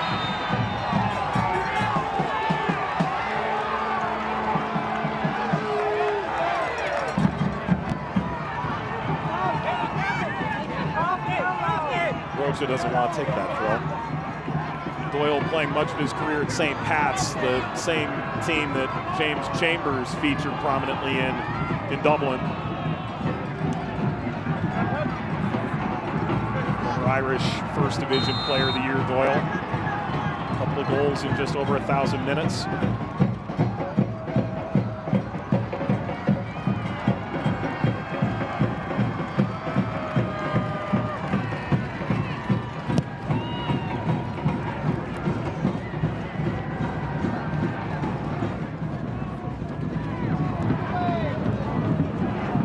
Duggan seats Herman.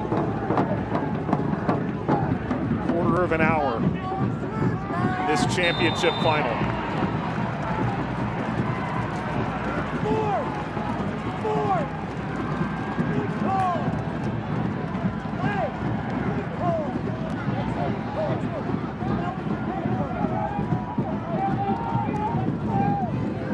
Here's Real. Tejada out of real estate.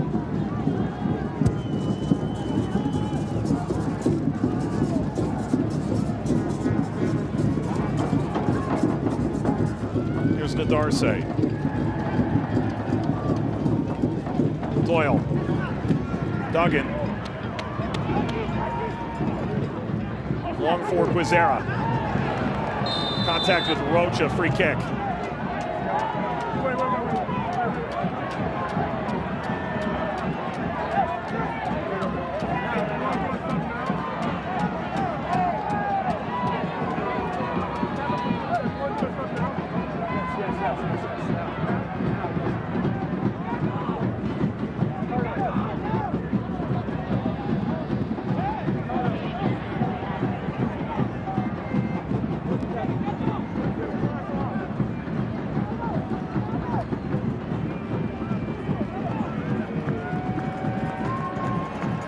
Tejada coming off.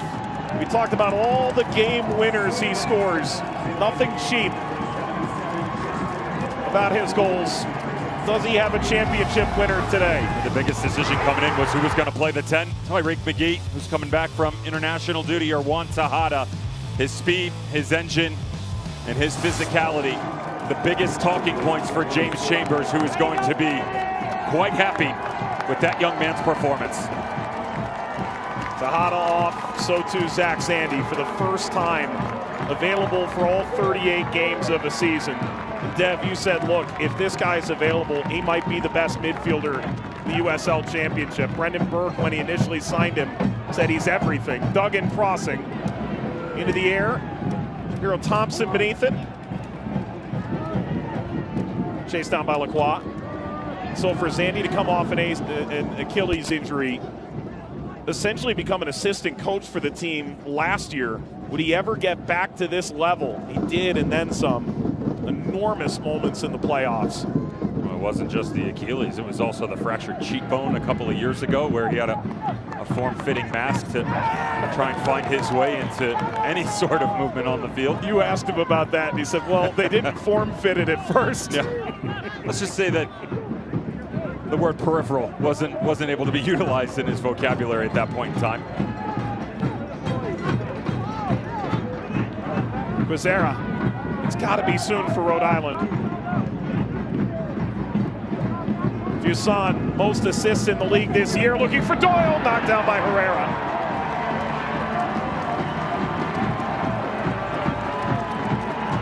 I would actually have a little bit of concern right now if I was a Switchbacks fan. I understand that it's 3-0, but it's definitely a different look. Justin Dillon is going to provide the presence there, but as Damas comes near, you need him.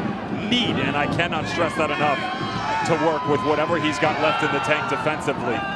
McGee, same conversation in the 10. Yeah, his ability to be clean on the ball is important right now, but they need him to close down space because of how efficient this Rhode Island midfield can be.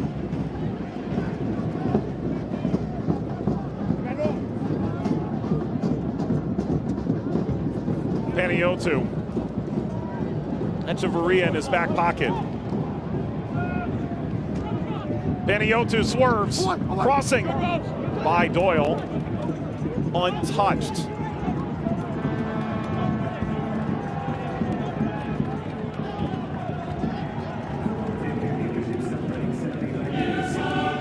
It's the biggest match of the UEFA Champions League season. 15-time winners Real Madrid visit undefeated Liverpool. Wednesday, 3 Eastern, streaming live exclusively on Paramount+. And if you do watch, you won't be walking alone, because I know Devin will be watching too. We've reached the point in the season where I'll have the ability to actually watch a match. Yeah, that's true enough.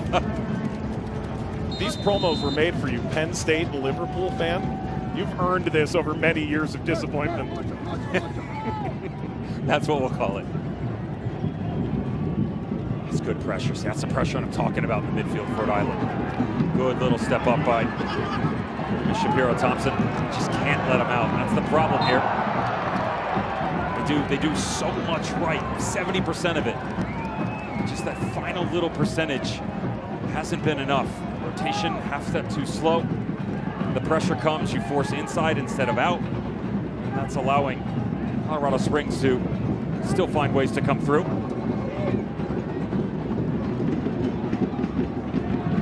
Thomas. He only goes 100 miles an hour. Thomas trying to get in behind Duggan. Doyle was starting to make the run from halfway. Guizera circles back. Here's Panayiotou. The numbers are decent here for Rhode Island. Aravo.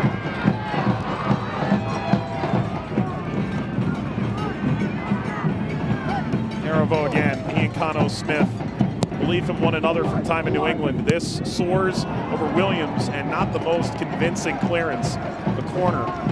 Is it a lifeline?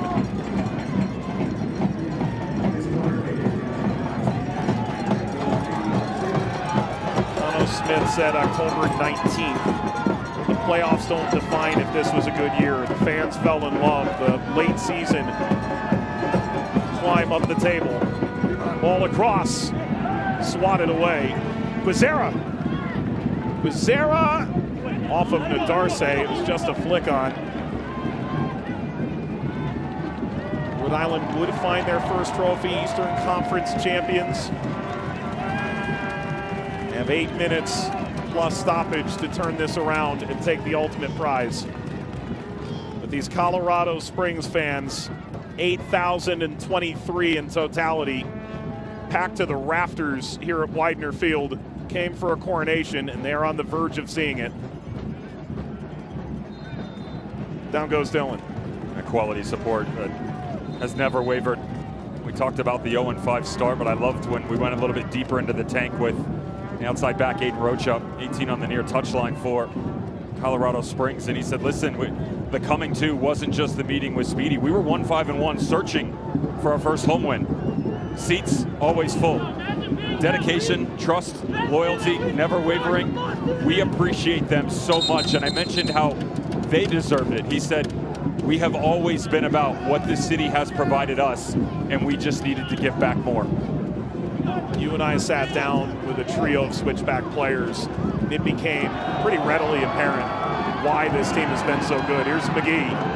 Slips through. Could have had a go at that himself. Inadvertent nutmeg opens play up here for Rhode Island. Doyle. Can he be a spark plug now? Mahoney. But Dev, we've been around enough teams. Mahoney may have caught a bit of Doyle as well, where the energy in the room just isn't right. Some of the guys aren't rowing the same way. You know, it's our 250th game, and I knew you'd get a dig in there somewhere. But had to. This Colorado Springs team, they're so bought in as a unit. And so you get to the end of the year and they climb into second place and they start getting the home games, and it is such a home field advantage here. You were saying for 4 months that this Switchbacks team had it, and here it is. Couple options percolating. Vegas aware.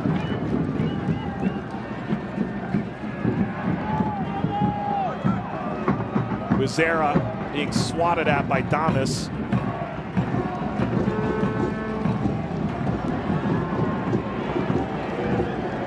Speedy Williams trying to see out what would be his 4th USL Championship title. Be the most of any player all time. 3 consecutive USL Championship wins, 16, 17, 18.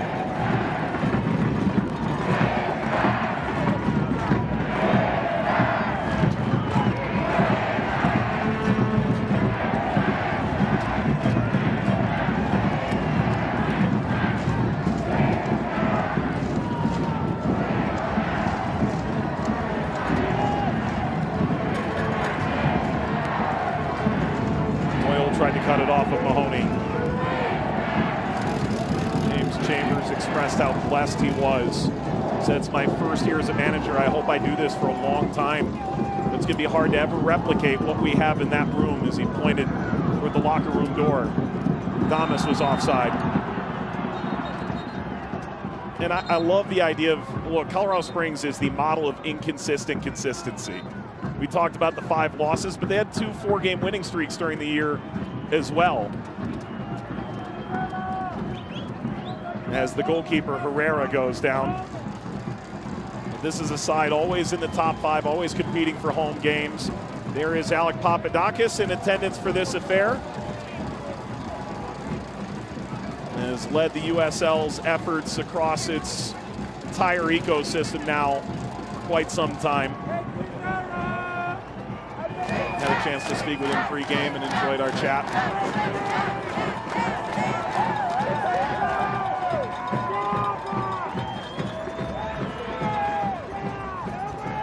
chilly day, taking in what their own venue, what sustained success can bring to a community.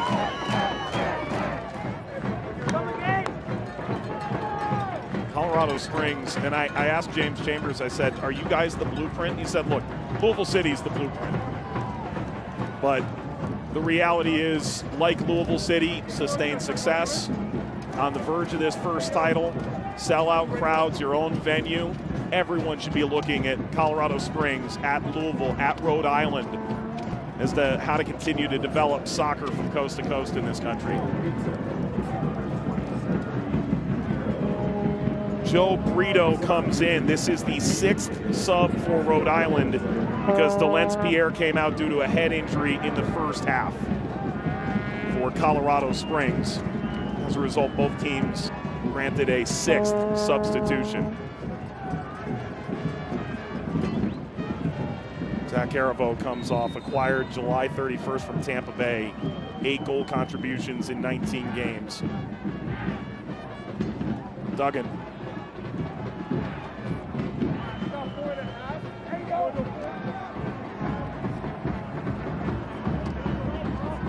Williams.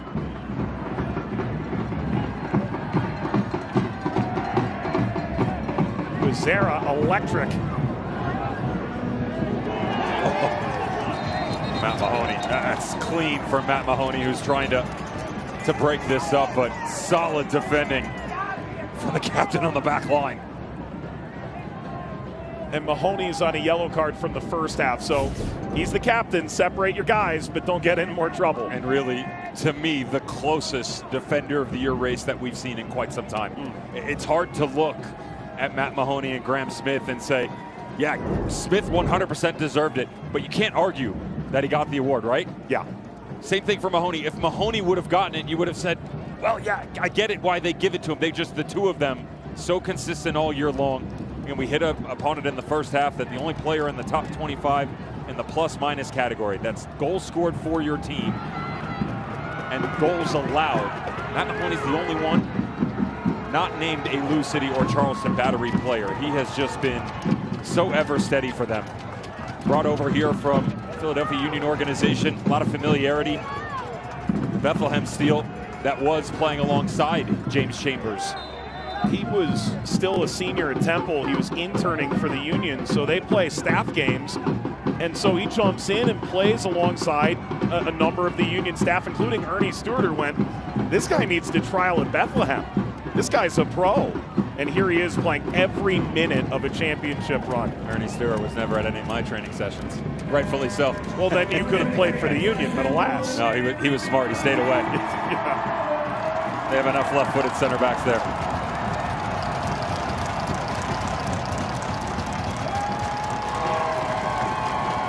The stories on this Switchbacks team, awe-inspiring, truly.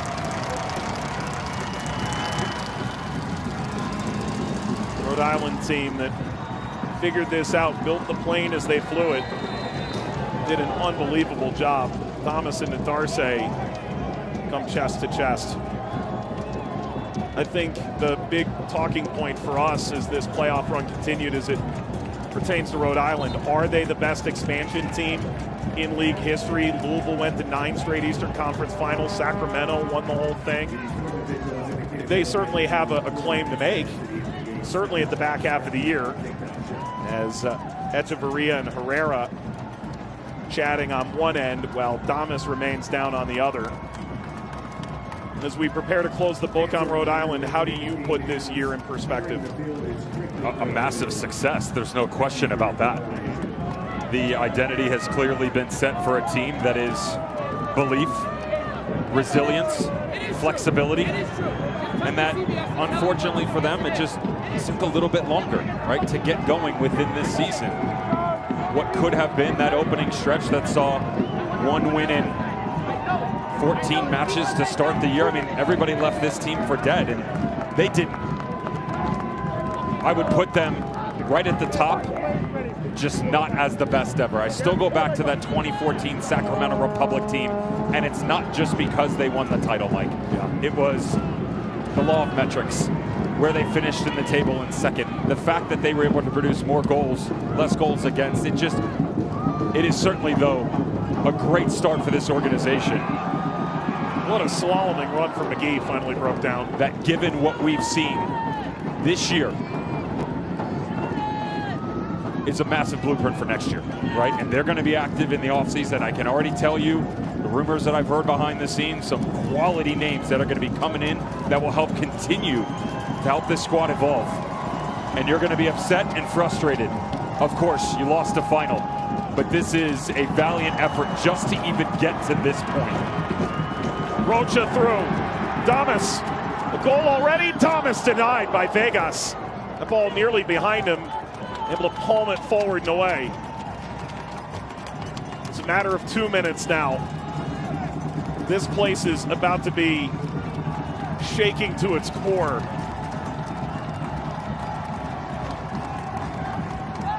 They built it in 2021. A complete reimagination of what soccer could be in Colorado and in Colorado Springs.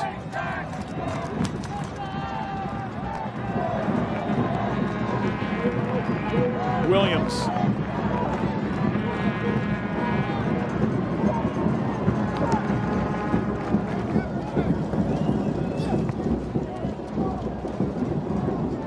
Wizera.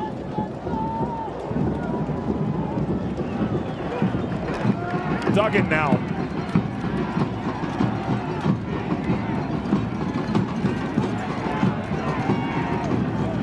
Ball knocked back to Duggan again. Doyle. Clean sheet would make this the best defensive performance over a playoff run in league history, tied with Louisville City in 2017. You know how much pride they take in that. Free kick, Colorado Springs. Precious time ticks away. Tejada in the 22nd. Enriquez, a wonder goal in the 42nd. Damas in the 53rd.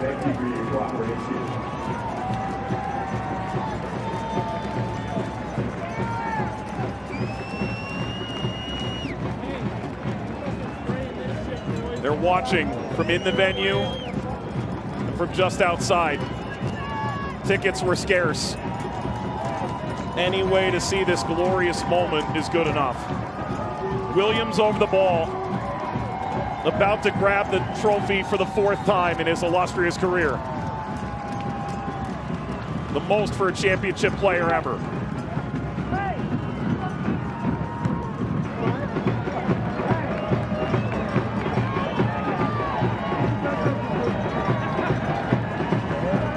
Mahoney. Damas. McGee.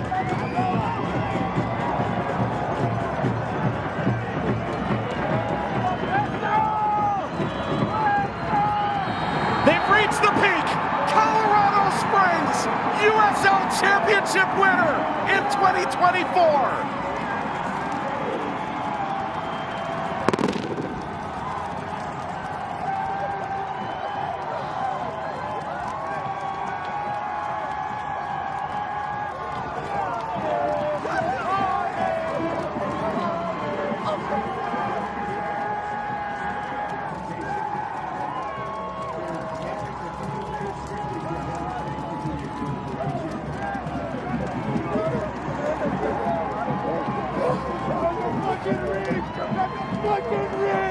Yes, Chris. 10 seasons. The Switchbacks, finally USL Championship winners. A remarkable playoff run. Defensively as good as we've ever seen.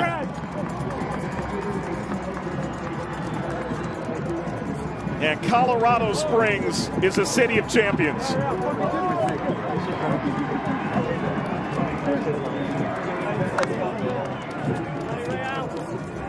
Devin, the latest gold medal performance from this Colorado Springs team. They were simply too much on the day. Tejada, Henriquez, Damas the goals.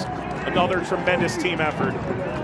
Again, people will look at what has been the 34 regular season, the 4 postseason, but the story is much more tenured than that. The roots firmly planted when James Chambers came here to be a player, when Stevie Hogan and Al McCann come across, and the relationship that continued on with Brendan Burke from the East Coast to the mountains of Colorado Springs, from the attacking threat to the balance of defensive structure.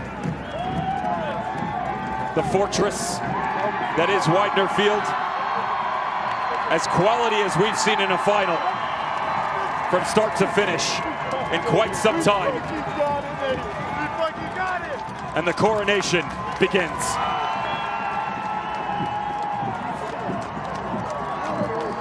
Irish eyes are smiling. Hogan, the sporting director and general manager, Chambers, the head coach, both surprised by their families.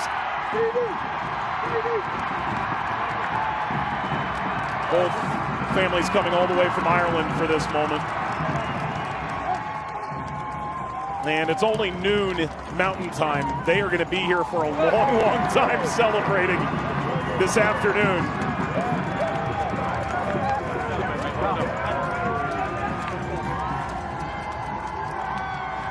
Plenty more to come here in Colorado Springs as the Switchbacks are USL Championship winners for the first time.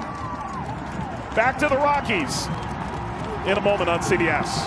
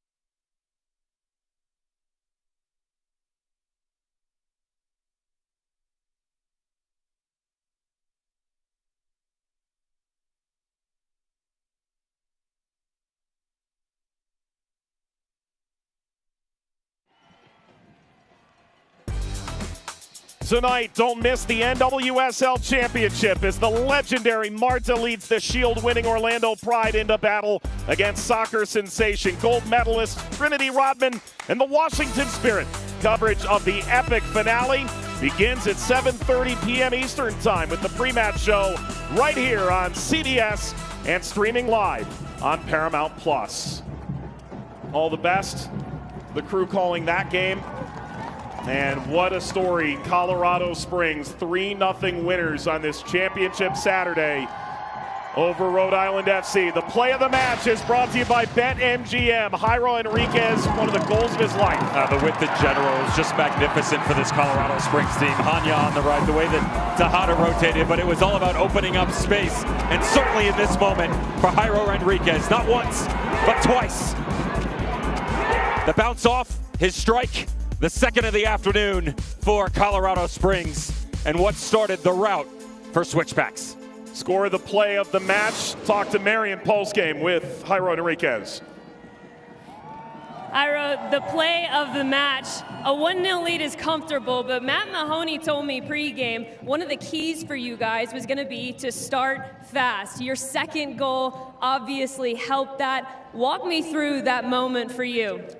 La verdad, contento. El grupo merecía este triunfo. Creo que en general hicimos un buen año y nos merecíamos esto y la verdad que muy contento por todos y en general con la afición que siempre vino.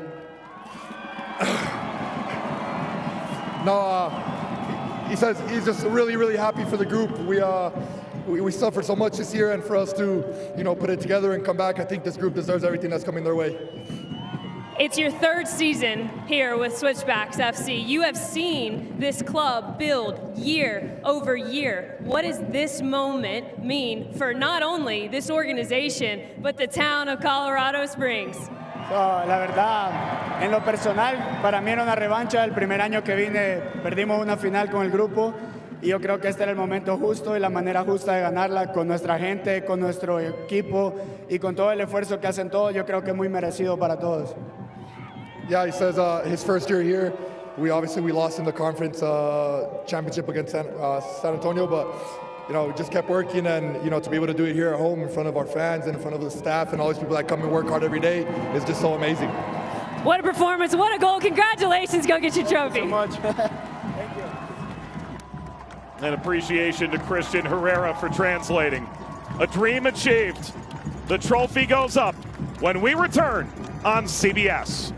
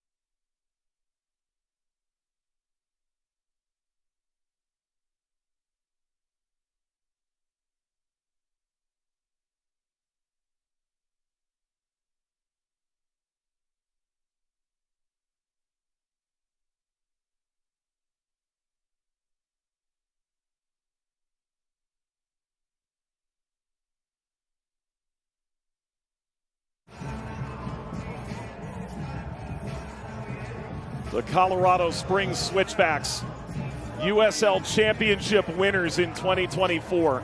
They received their medals. The stories of these players, perseverance of the big moments throughout this season that helped them turn around such a frustrating beginning, ends with this 3-0 victory over an incredible Rhode Island FC team.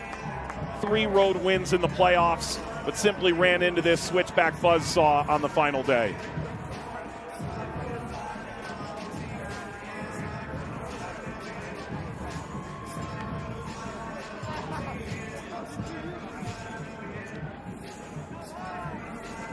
Devin, this experience, this moment, can't replicate it, can you? No, I think a lot of people are going to look at it and wonder where it came from.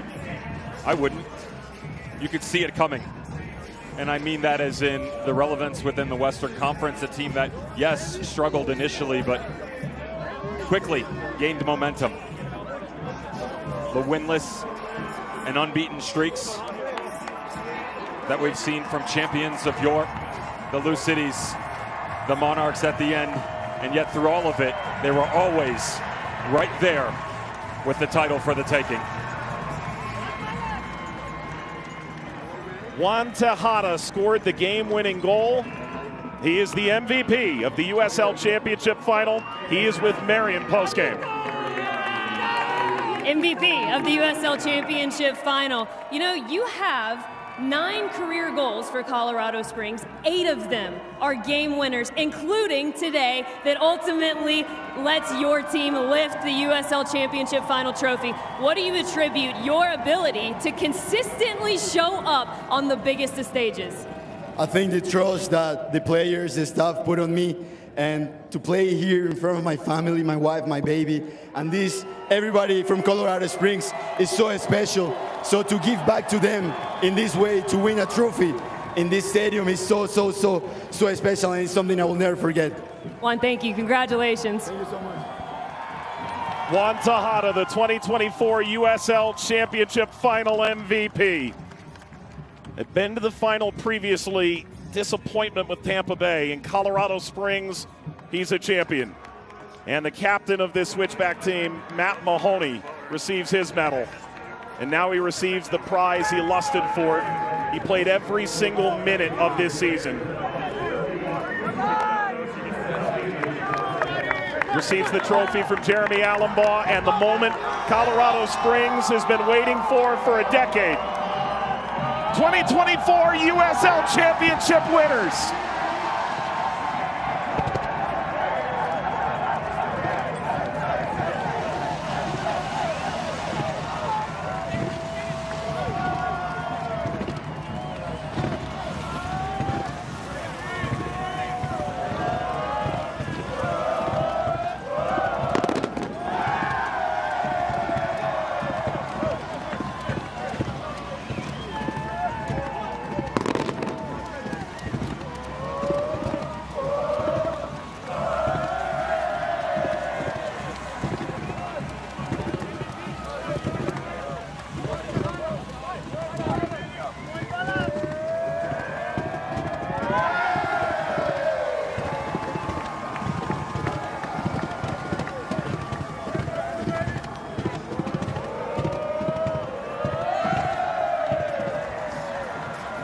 Devin, we spoke on SiriusXM FC's USL All Access 4 weeks ago.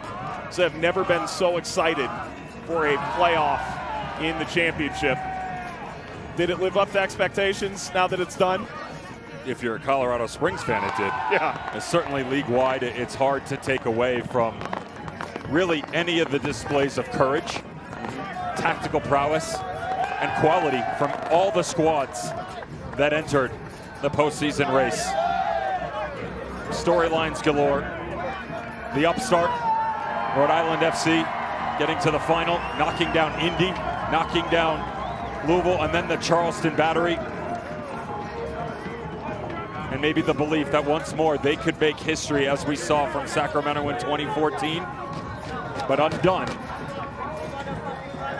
by the undying belief from this team right here that with the coaching staff 4 years ago, an overhaul, an uptick in performances, consistency never lacking, always atop the West, and finally atop the USL Championship. Calling the staff over to enjoy this moment as well. Tejada, the MVP in the 22nd minute. Henriquez, one of the best goals we've seen in a final in quite some time in the 42nd. Thomas, the final nail in the coffin in the 53rd. They started with 5 consecutive losses. They finished with 6 consecutive wins. James Chambers said, we didn't talk about a 34-game season. We talked about a 38-game season. In game 38, he lifts the trophy. His first year as a manager, the 37-year-old. And they're going to celebrate till the sun goes down here in Colorado Springs. A tremendous championship season on CBS Sports. For Devin Kerr, Marion Crowder, and our entire team, Mike Watts saying thanks for watching. The Switchbacks, the Summit, 3-0 winners.